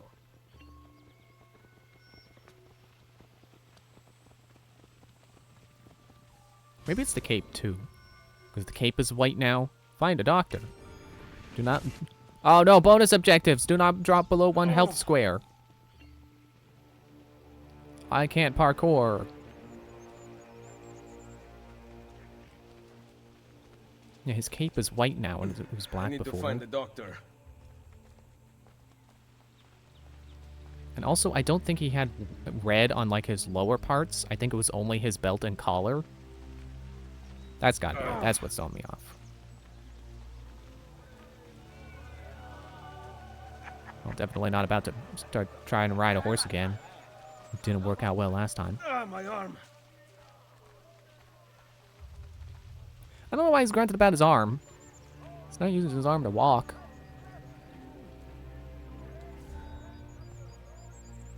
Salute. I require medicine. Let me look. Someone your age cannot recover from a wound like this with medicine. Here is something to dull the pain. You will heal over time. Grazie. 4 out of 5 doctors would suggest leeches, but they have not proven effective against such things. However, I can recommend several good colleagues around the city. Do you need anything else? Does something ail you, friend? Sprint, free, run, climb, and catch back abilities. Catch back abilities recovered. Someone my age. age. Imbecile. Imbecile. Which sounds so much like imbecile, but apparently it doesn't translate to imbecile. It translates to a completely different sounding word. Jerk. No, I can't jump anymore. I can't do the upward thing that Rosa taught me. That was her name, right, Rosa? I'm gonna have to earn that back at some point. Oh, feather. It's still not gonna pick all those up. Oh yeah, I can access my weapon. I don't have any money. How did I get the medicine if I didn't have money?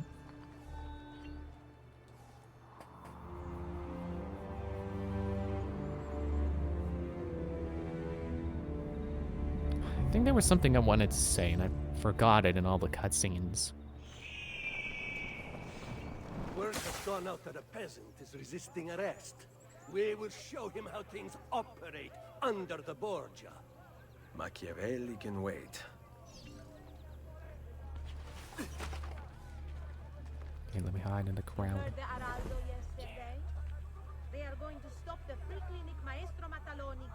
Rest assured, as soon as I have money, I'm gonna map money to my thing. Calm down, game. I still know where they are.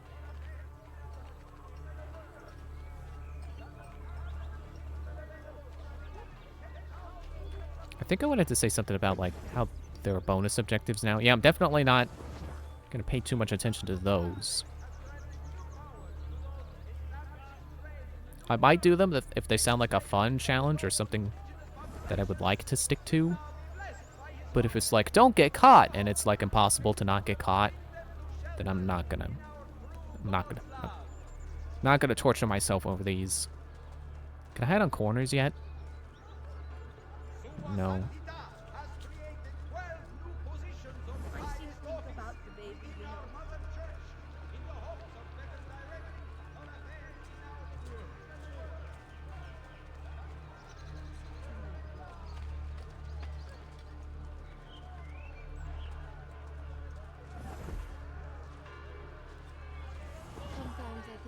I guess I could pickpocket someone if I really wanted to be able to map money before I forget about mapping it to the button.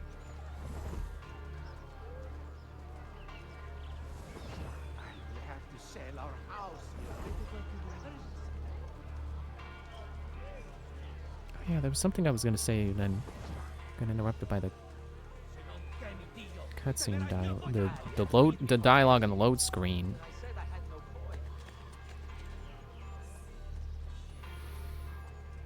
It's gone. I can't remember. What was happening before the load screen that made me think of it? Like selecting them. Made me select a memory. From the memory thing. Oh yeah, something I was thinking about earlier was like, now that we don't use... Like, now that we don't communicate on paper anymore, that it's all digital, and digital stuff is very frequently... Oh, now I have to kill it. Digital stuff is very frequently just discarded for the sake of more space for more digital stuff. Like, who keeps all their emails? Everything gets deleted. It's gonna be harder to keep record of history now, I think. Oh, I failed the bonus objective. And actually, now that I say it out loud, that is a stupid thought.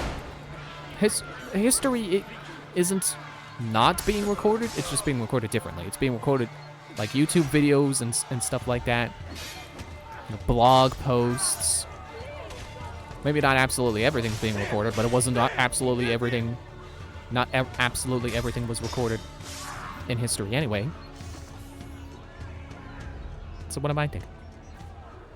What I was going to say is, like, it would be cool to get to the point where we can view people's memories through DNA, and then we can, you know, preserve history better than, you know, oh, well, I had an email, but then I deleted it, and now it's gone. She was, until that porco defiled her. I wish he'd just killed her. I wish he'd just killed La Mia Amata. People who saw her grow up cheered when he spat on her. Smiles on their faces when her neck I understand. How can you? My Livia was innocent. I have lost family to the rope. To treachery. Il Carnefice watches from his home on the hill above. He threatens to hang me if I cut her rope. Lives on the hill overlooking the gallows. Locate and kill him. With the hidden When blade. you are ready, take her down.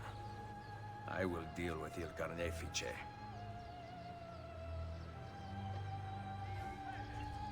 What I want to know is why did he do that? Why did he kill this lady? Why were people happy that she died? Missing context here. And you think Ezio would have learned by now that there's always another side to the story.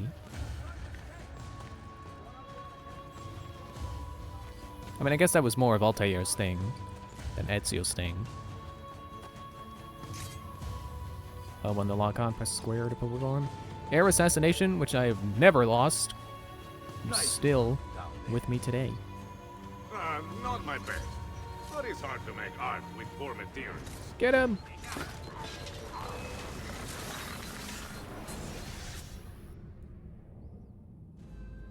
Requiescat in pace. But I want to know more of what was going on. And I just realized I still only have one hidden blade. Now. Stop it.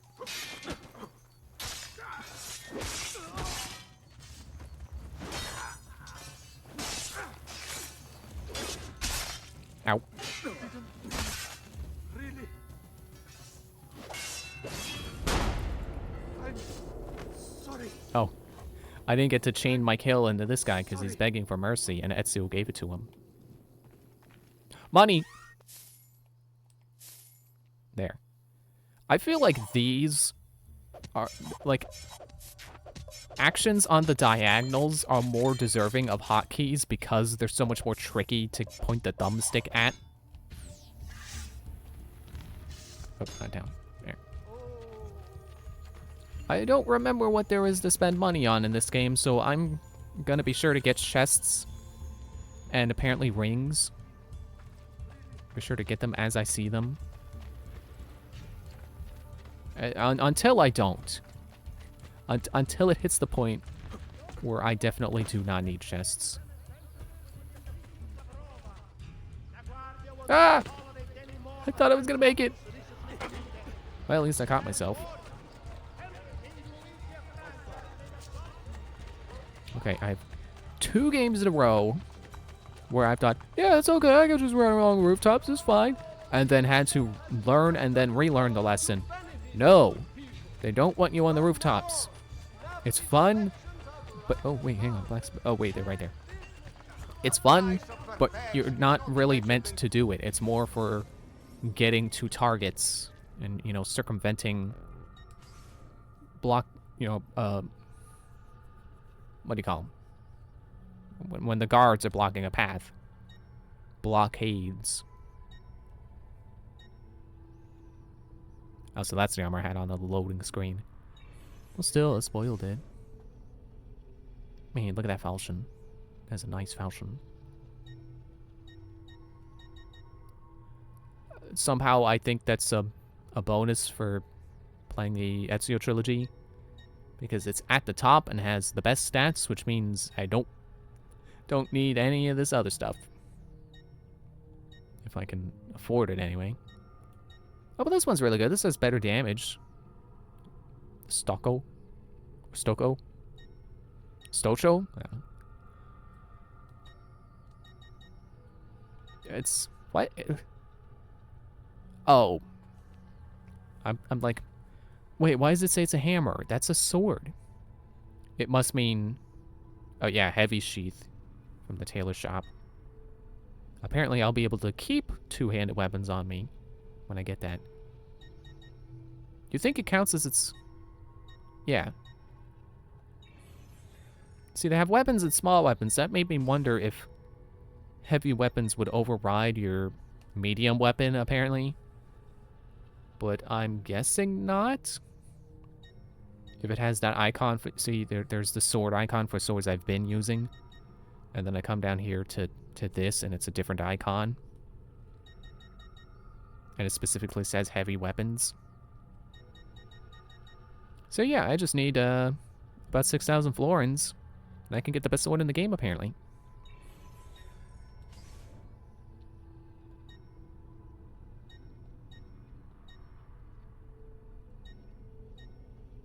And then, see, this has higher speed, but I kind of like how this one looks better.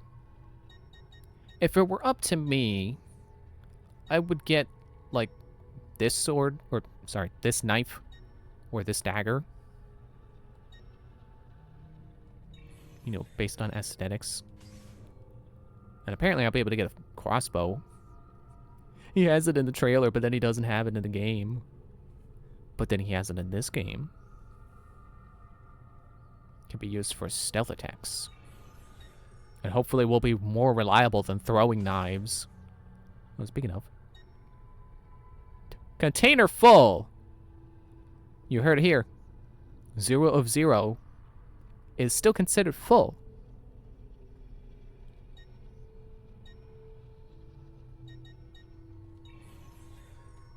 And I can sell the ring. Cool. Ciao then. Such incredible. That feels like the kind of thing where it's like, it seems like they want it to be a little bit, you know, more of a deeper mechanic, but it's just going to amount to me mashing X on the sell screen. What's this glistening over here?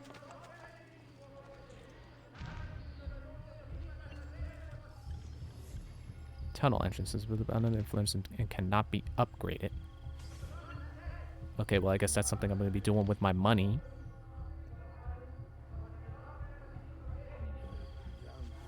How about I go do that? Excuse me. Let me go. What is that? Oh, sorry. What's that icon over there? Oh, I can't right now, can I? That's the tutorial tower. It's probably the tutorial tower.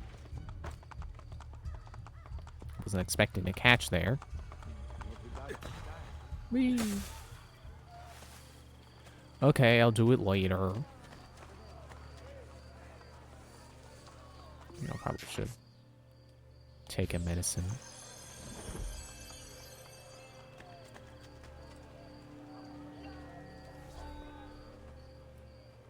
Ezio, what a surprise to see you here.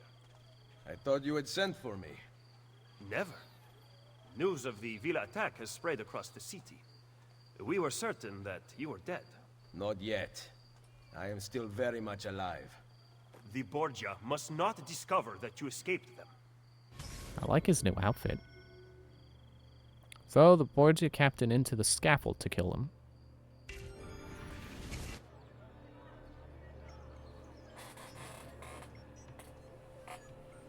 Follow me. Take care not to draw any undue attention. When do I ever?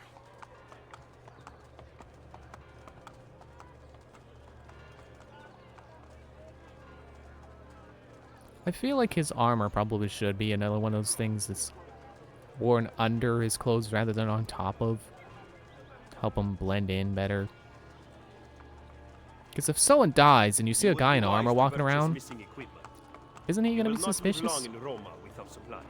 Aren't you going to be suspicious of the guy in armor? I have my blade. I am so embarrassed. And the guards have their guns, courtesy of the Borgia. Fortunately, I can help you. You can give me a gun too? Grazie. While I'm sure I you're in still my have the debt, hidden gun. perhaps you will listen to reason. As soon as I hear something. Hi Darren, how you doing tonight? I just got money to buy a gun, I guess. What am I buying? They want me to buy armor? But did the objective say? Hang on. I'll buy the stiletto. And Roman Spalders. Spalders. Armor has funny names. Much better than last night. That's good to hear. Roman Spalders. It's like, I know each piece of armor has like its own name, but you think it would just be like shoulder plate, lower shoulder plate, arm plate, you know, stuff like that. And this stiletto, which I don't think is the same stiletto that you can buy in Assassin's Creed 2. Come again, please.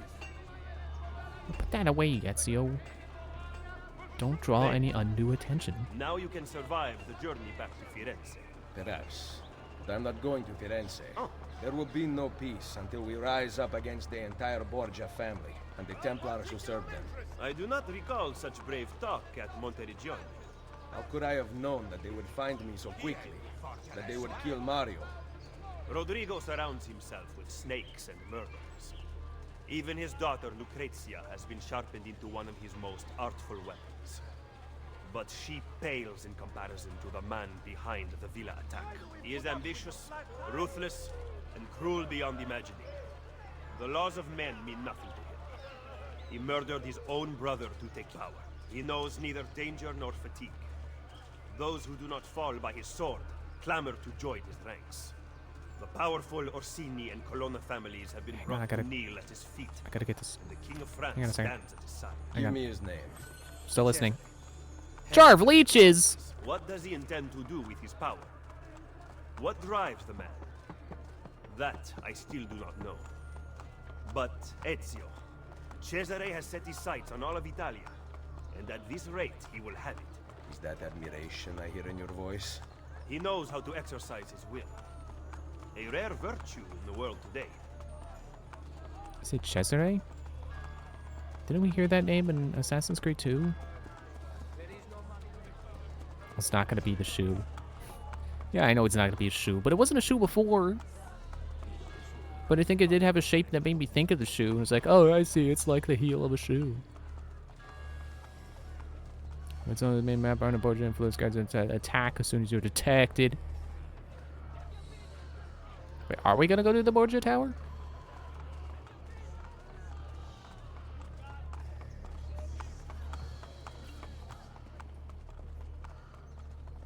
Should we not travel by horse? Roma is quite large. As Cesare's conquests in Romagna continue to succeed, and the Borgia grow in power, they have taken desirable areas of the city for themselves. We cannot use the stables here. Oh, the will of the Borgia is law now? What are you implying, Ezio? Do not play dumb with me, Machiavelli. Do you have some kind of plan? I am improvising. Okay, I gotta kill him by throwing him in the scaffolding if I want synchronization. Right, I can't be. I forgot I just entered a red zone where they're gonna be suspicious of me walking around. Can't just walk up to the guy.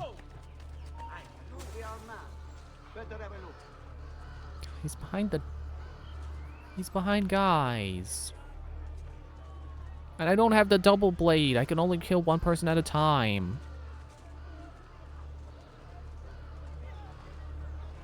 What is he even doing back there anyway? He's just standing in the shade.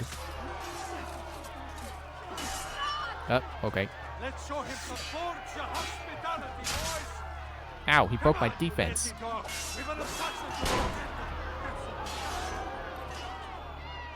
Come on. Oh, wait, oh, I countered. Okay, good. He's still alive. No, not over there.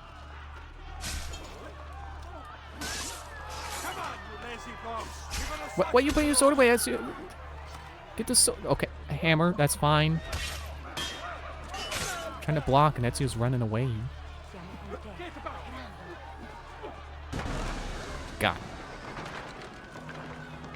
Now let me loot. I need money and potions and stuff. Money, bullets, potion, poison. Man, that guy had everything. Throwing knives. I wonder if good loot is going to be more common now. Or if it's still going to be more exclusive to... never mind. To better equipped guards. But that guy had venison on him, so maybe not. Medicine and throwing knives? Oh, heck yeah. Looting is going to be so worth it now, I bet. Which is good, because before, it was like if they weren't a notable kind of, you know, a notable type of guard, you just get like $3. Really not worth it. You know, not when your income is like 5,000 florins every 20 minutes. Oh, right, you can synchronize off of the Borgia towers.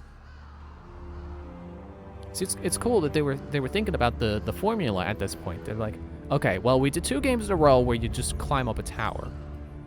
How about this time we make the viewpoints also a Borgia thing, so you gotta fight a guy first, and then also you can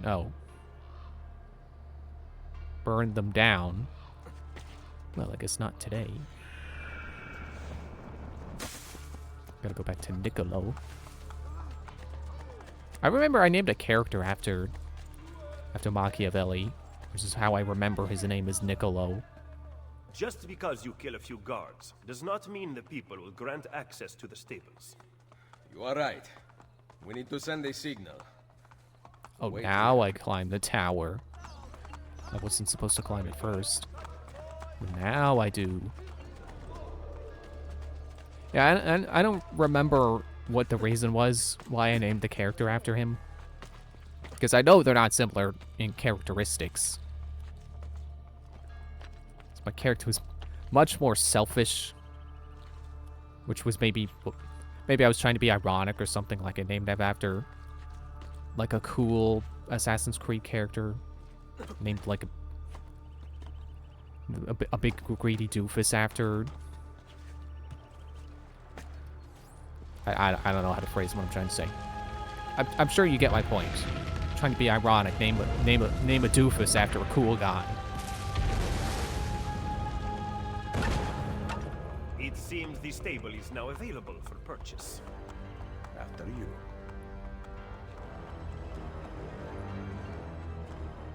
Man, sinister music. Do I have enough to buy the stable? Free money! Wow, okay, maybe I do. 1995 Lawrence.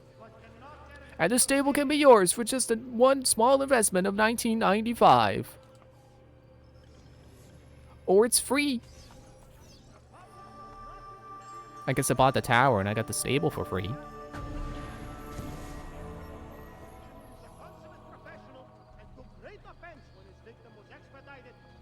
Oh, it got renovated too.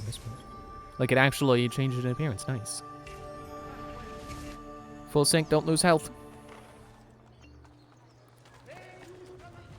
Get on the... I could swear before you could just run towards the horse and you would get on. Excuse me, I'm the horse guy. I gotta catch up with my horse riding friend.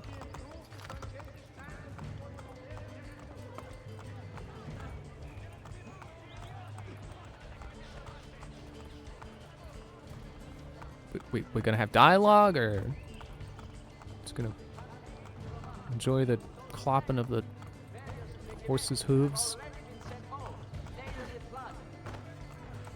Oops, I'm running into people apparently, throwing them over furniture.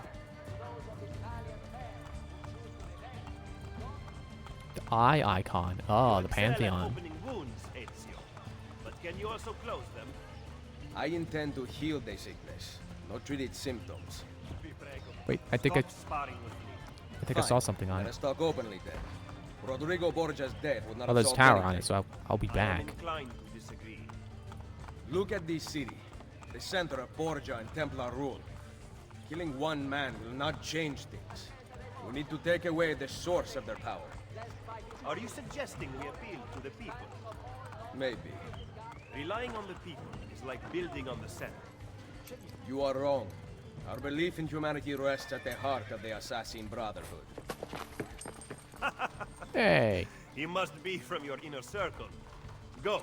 Get back what he has stolen. I will wait at the Campidoglio. I am meeting a contact there. Give me back my money!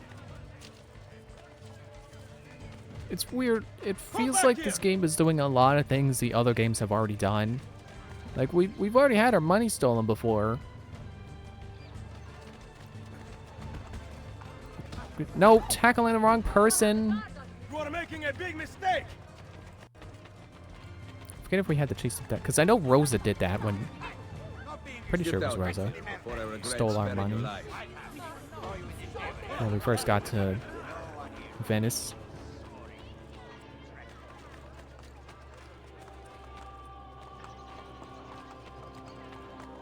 Oh, man, my foot's falling asleep. Oh, the other foot too. Both feet are falling asleep.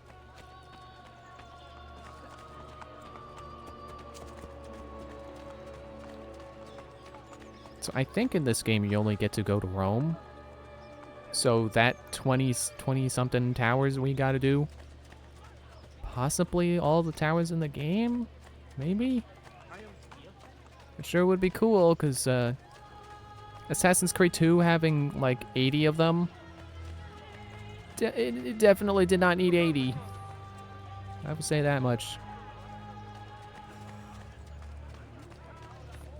Why is it funny to watch that guy ride his horse upstairs?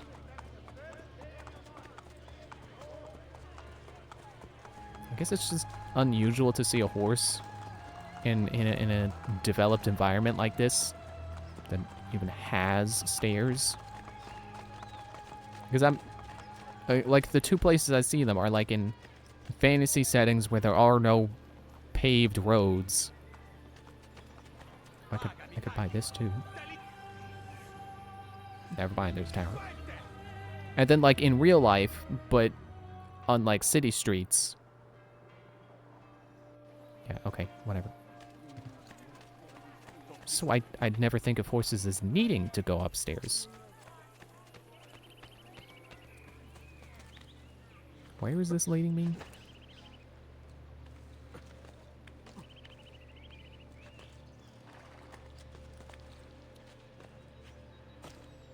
How'd you beat me here? I mean, I guess I did have to chase a guy down, but... Did you liberate your money from our friend? I did. A small victory. They add up, and in time with work, we'll have a few dozen more. And in time, Cesare's gaze will return to us, and we'll be broken again. Now, where is my contact, Vinicio? He should have already intercepted the letter. Follow me.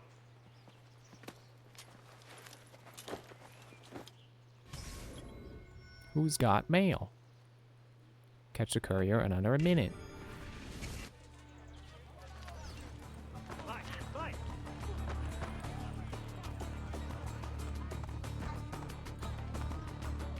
Yeah, we're going to the Colosseum.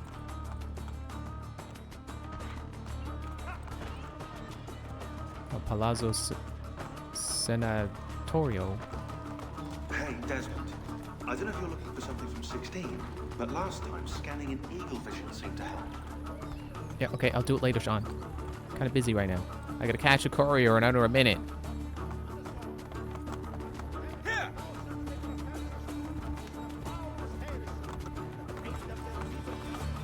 There was one in the last game, X was to go kinda fast, but not sprint fast. And now it's back to being blend. Except without the pretending to be a monk part.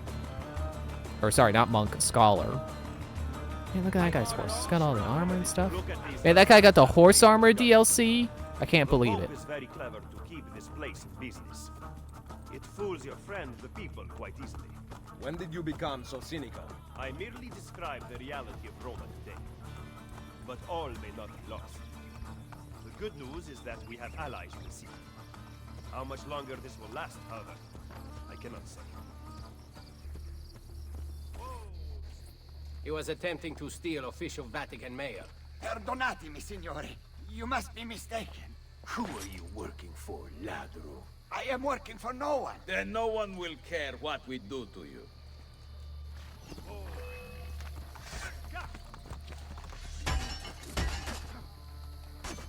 Why do I gotta catch the courier? He's not running away. I'll switch to the sword. We're not fighting with the hidden blade this time. We're not doing that. Is it? The courier still has the letter. Ezio, Oh, we didn't catch the courier. Find me at the Terme. Okay, now I've got a minute to catch this guy. Just about there, and I got him. Full sync. Man, now that I think about it, the Colosseum was also in JoJo.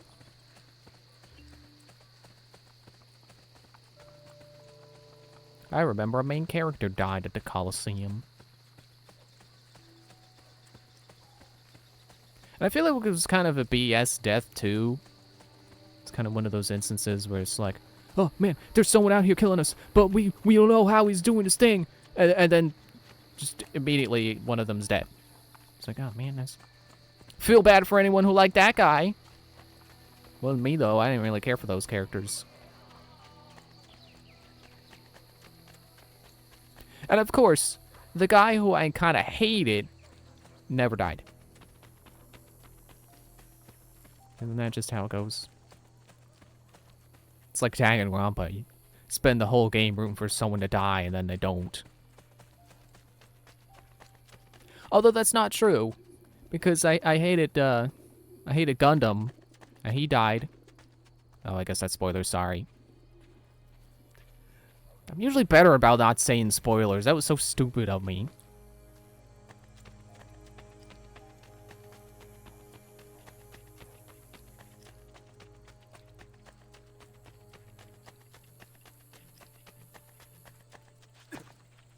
Well, I'm sure anyone who watches me has probably already seen Danganronpa anyway, or probably doesn't care. Because it's not that big of a mistake. Plus, you could still have fun with the story, even knowing who's gonna die.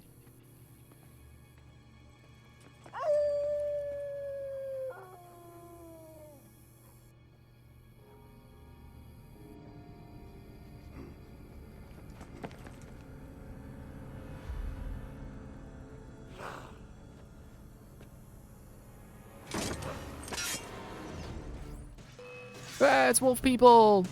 Ah, they're crouching. That's how you know they're serious business. They're very serious about pretending to be wolves. I'm very serious about using kill chaining. Ah, okay. Counter there. Stop using your gun unnecessarily, Ezio. Stop running out of not bullets that you're not firing because I still have 6 bullets.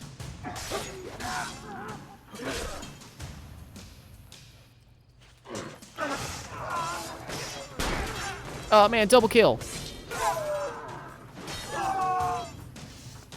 Oh, that's the guy I shot. Took a while to die, and then he decided to kick his leg over his head. Oh, I didn't full sync to not lose health. Oh well. Ooh, should I? Yeah, I should move them all. Let's see what you got. Can't wait to see. A lot of stuff. And 10 florins. Still not a lot. Still, I would say that's not worth it to loot them on its own, but I'm getting poison and throwing knives and bullets. None of it that I can carry. But it's cool that I have it. In fact, it's kind of surprising they left me with the poison and the gun anyway.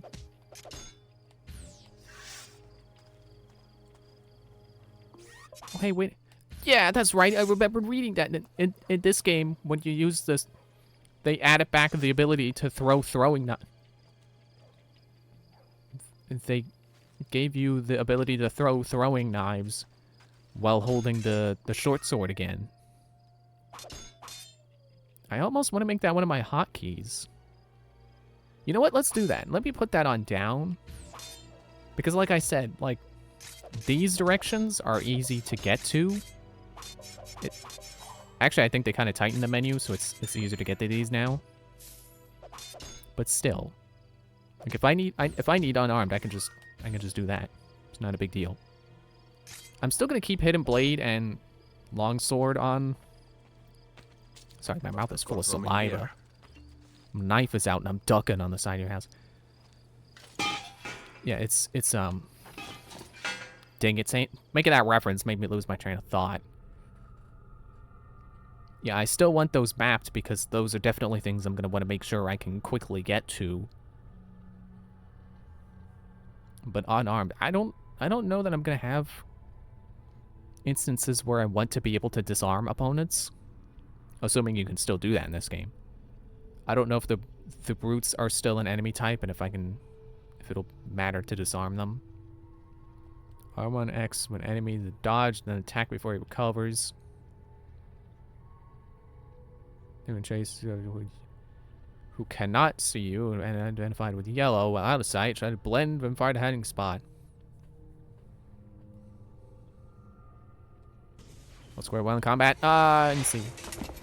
I think it says special action, which will probably be shoot or throwing knife. Locate the shrine and Romulus. Completed within 8 minutes.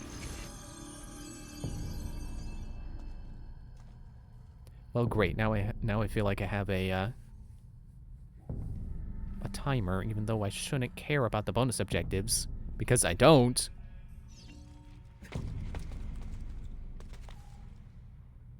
But, you know, it's that feeling of missing out. It's like, oh, man, if I had been faster, I could have got that bonus. Wait, go that way. There's multiple targets here. Man, why couldn't it have been multiple Walmarts? That's not true. I don't know if it's a hot take, but I prefer Target to Walmart. It's always felt like a nicer store.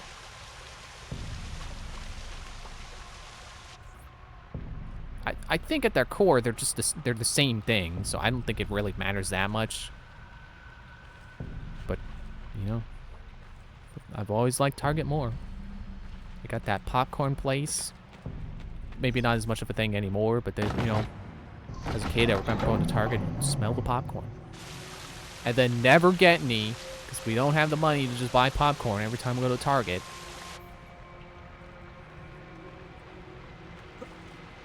Ah! Oh no, I don't have a way back up if I fall! Okay, now where's the next part? Do I have to go back up? Like up here? Come on, Ezio, you could have done that. You could have made it go this way. That's kind of cool. Same starting point for two different... I taking a bath. No, my shoes. I would make a joke about wet socks, but I think that bath scene proved that Ezio does not wear socks. I'm supposed to go here. Kind of getting flashbacks to the end of the City in the Sky in Twilight Princess. When you're making your way up to the boss. You know, just all the broken pillars there. Which is funny because this bath I'm drawing is reminding me of Darmani's tomb in Majora's Mask. I don't know why it's reminding me of that, because he didn't have a big bath in the center. But if you moved his tomb, it would make hot spring water come out, and then that would kind of become a little bath or pool, whatever you would like to call it.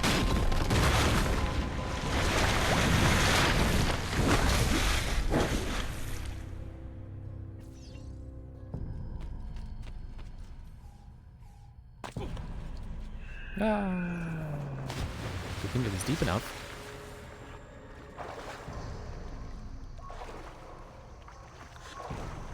You can come out from your hiding spot and know you're there.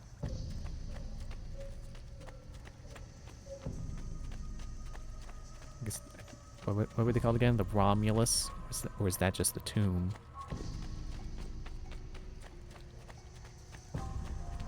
I feel like that's probably one of those things where if you know history, it's like, oh man, it's the Romulus, whoa.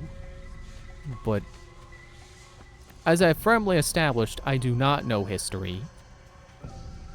So to me, it's just, oh, they got funny guys in wolf hoods. Wait. I can see they have stuff for me to climb over. But where do I start?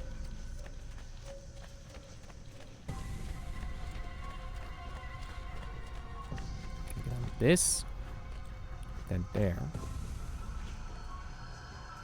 This at least feels a little more puzzly than the Assassin's Tombs, which kind of were just big, long parkour segments.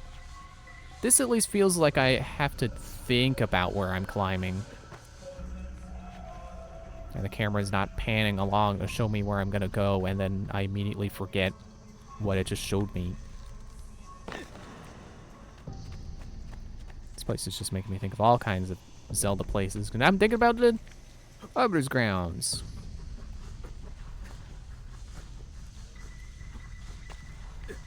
This is just the fact that it's like a circular room. It's reminding me of like the places where you can spin the walls. Man, I miss traditional Zelda dungeons. I can't wait for them to do that style of Zelda again. I wouldn't mind if they go fully like much more linear in like a set order of what you have to do the dungeons in again. But I think they can strike a good balance between classic style and Breath of the Wild style, basically. You know, they can still have an open world and have a bunch of like monster hideouts that you can raid, but it doesn't have to be as big of a world. It doesn't have to be so open that you can just climb over mountains in whatever direction you want to go in.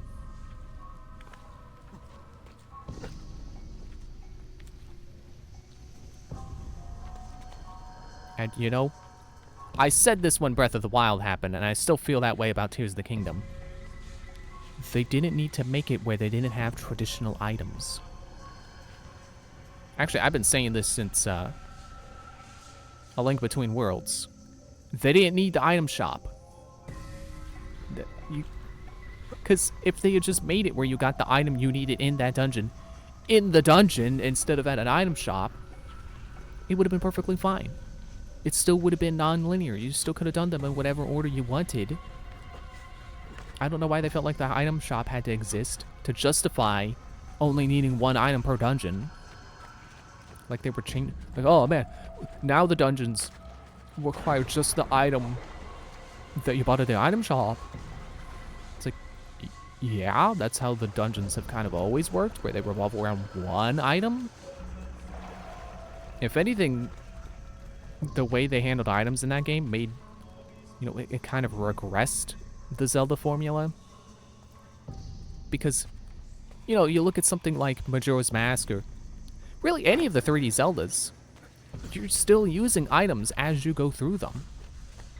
You know, you're still using older items as you go through. You know, as much as people like to make fun of Twilight Princess for having you use just the one item in the dungeon and then never using it again, that really only was the case with the Dominion Rod. It's like you still use the spinner as far as, you know, Temple Time, City in the Sky. Maybe not in Snow Peak Ruins, but, you know, that's like one dungeon. And there's like multiple places you use it in the overworld. Do I want to jump? Yes. Wasn't sure what I was jumping for.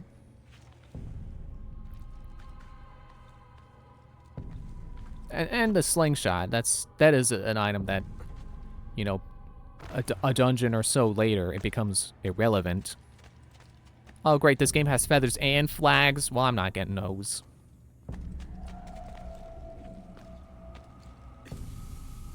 Especially if I have to go out of my way for them.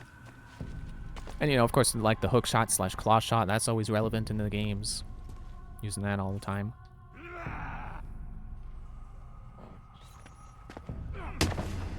So, like, you know, especially if you look at Ocarina of Time, you start in the, you know, adult era. You get the bow. And then the next dungeon, at least the next dungeon you're supposed to, because you could still kind of do them in any order, but they need items from the previous dungeon. And that's what kind of causes the game to be linear. I don't think I was supposed to be able to do that, but I almost cheated. Where does this go? Is this just back? I think that's just back. Excuse me. Where am I going now? Yeah, so you got the... You get the bow in the Forest Temple, and then next is supposed to be, like... Fire, I think? 'Cause I think it's Force, Fire, Water. And then... Shadow and Spirit are pretty interchangeable. I don't think you... Well, no, Shadow, you would definitely want that next, because Spirit Temple has, like, stuff you need the Lens of Truth for. Well, apparently there was a timer in the background. It just didn't show me what number I'm on. Full synchronization failed. Thanks for buzzing at me with that horrible buzz noise. And, you know, for as linear as that system makes the dungeons not gonna have time, I think it's cool to see that. You know, it's cool that you still need the Megaton Hammer in, like, the Water Temple and the Spirit Temple. Good, way back up if I fall.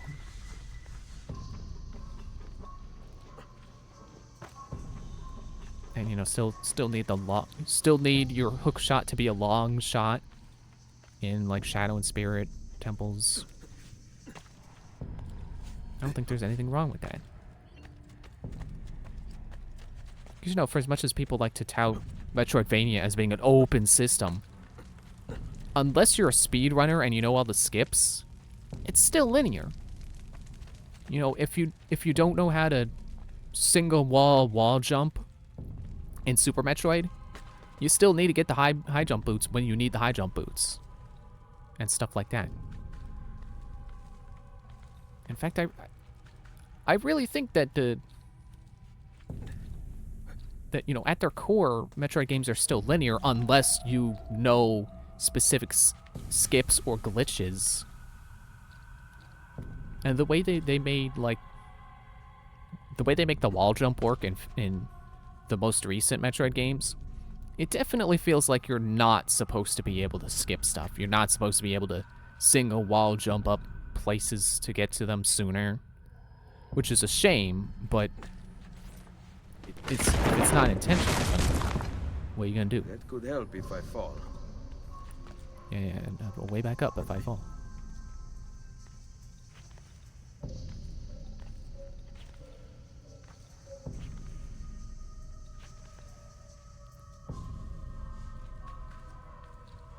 Like, really, I think the thing that makes Metroidvania's style feel like it's not linear is because it's not railroading you onto a specific path. You know, it's not like Super Mario Bros. Where you beat World 1-1 and then you're in World 1-2. But it's still asking you to get the high jump boots and then go use your new ability to jump really high to go kill Kraid and then get the... You said that like 10 seconds ago. You don't need to say it every time, Ezio. They didn't need to make a checkpoint every 10 seconds. I'll be fine. It's okay. There. Here. It's like, yeah, sure, it's possible to bomb jump up to Kraid early, but like, would you even want to skip the high jump boots? I don't think that's something. I don't think that's something a first-time player is gonna do, and I don't think it changes much for a second time or a third time, you know, a repeat playthrough to do. It's more of like a challenge run thing. Like, oh look, how far can I get in the game without the high jump boots?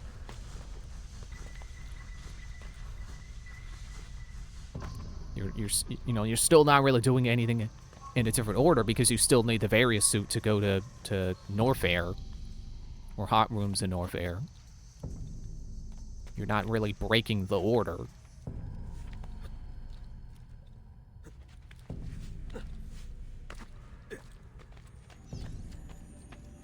Oh man, treasure. Yeah,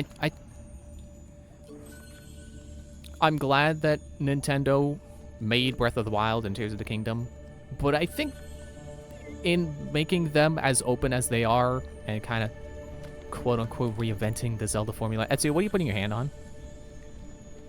I think they are underestimating how good it feels to go from, you know, level 1 Link with a cruddy sword to endgame Link with, you know, the Master Sword and unbreakable Hylian shield and a long-reaching grappling hook and a bajillion bombs in your pocket. You know, that sense of progression that comes with having beaten all the dungeons and gotten every item from every dungeon, and now having a complete and total arsenal of tools to overcome any situation the game could throw at you. Leave my family's armor here, one of the finest sets ever made. May you who finds it receive strength in battle. Change of handwriting. We've taken it and set it back behind the iron door. 6 keys. Again! Unlock it. Spread amongst our brothers. It shall be said to come... Yes, I read that right. It shall be said to come from Romulus. And they will worship it. Zoom to see image. Okay.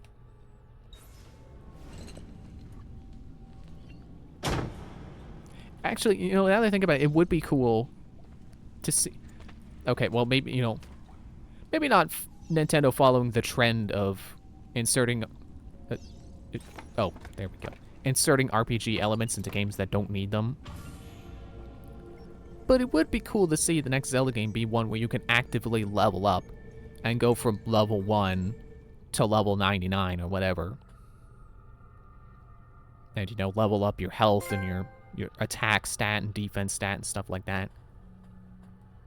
I don't think they'll do that, but it'd be interesting. Especially, you know, knowing how good the Zelda team is at making games. Yeah, it'd be cool. You know, that's the best part about knowing there's another Zelda game. There's probably going to be there's probably going to be another Zelda game, because of course there will be.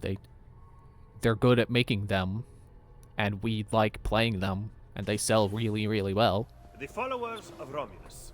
This band of false pagans Just has can't been wait to see what the next terrorizing one's gonna the be. city for months and driving the people into the arms of the church. Quite convenient. Exactly. I believe the Borgia are supporting them, but proof remains scarce. That is why the letter is so important. Here it is. I hope you can break a cipher. Cazzo, another encryption. This one was supposed to be legible. They are transmitting them using a code sheet. Without it, we have nothing. Sometimes logic is not the only way to win a war. Andiamo. You said we had allies in the city. Bring me to them. Follow me.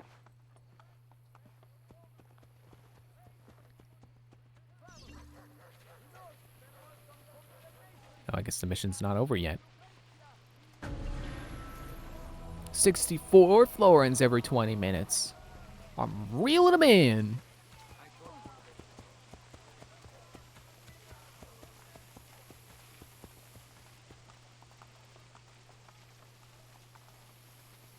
It's kind of awkward how there's seemingly abundance of moments where we're following an NPC with 0 dialogue. We recently began traveling through the tunnels to avoid the guards, but many of the entrances in the city are broken. By using them, we can get to our destination rapidly without encountering resistance.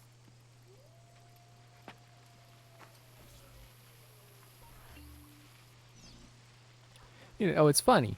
Assassin's Creed 3 has something similar. Where are we going? Tybur Hideout? Tybur Island Hideout? I've never heard of Tybur Island killing any dragons.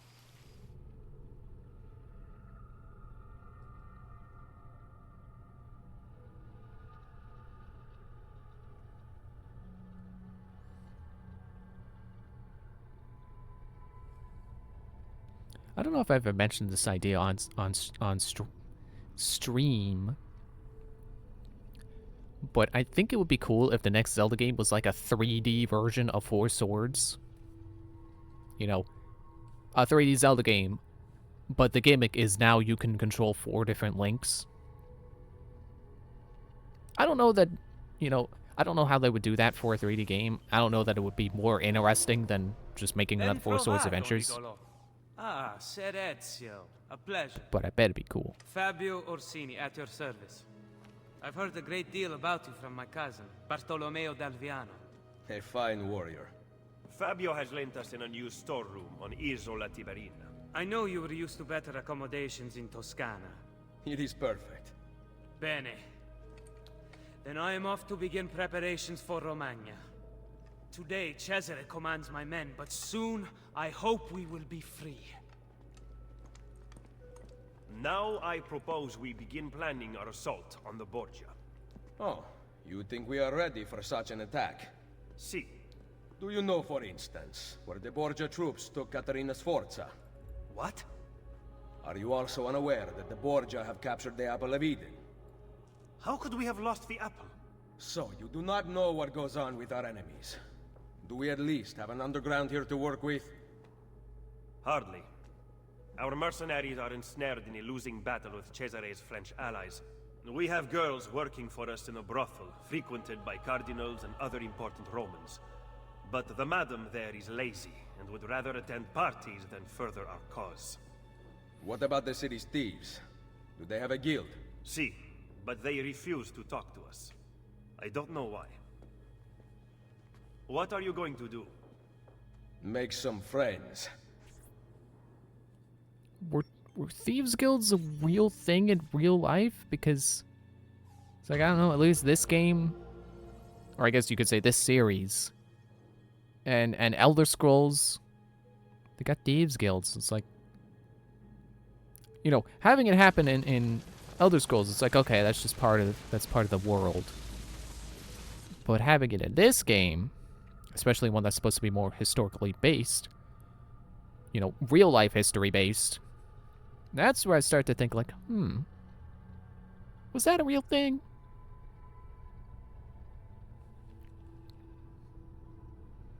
I mean, I guess I shouldn't be surprised, because, like, Den of Thieves is a saying. I guess, you know, it's not unusual for there to be a place where criminals regularly meet up to hang out with their criminal buddies. Also, that guy there, Fabio. Why did I name my character after Niccolo when there was a guy right there who's introduced in a suit of armor? Which is the class, you know, the character I named after Niccolo is a knight class character who wears heavy armor. I should just call him Fabio. And I feel like that name fits more for his character than Niccolo, but oh well. Not really working on that story anymore anyway, so... Hey! Hey, you get back here! Hey! So yeah, I don't feel a particular need to change the character's name. I'm gonna catch you. I want to end, but I'm gonna catch you first. You can't escape, I'm better than you. I'm Ezio Auditore. There we go. Ambergris? Ew! That's whale barf! Alright, I'm gonna end here. This corner, this roof, overlooking water.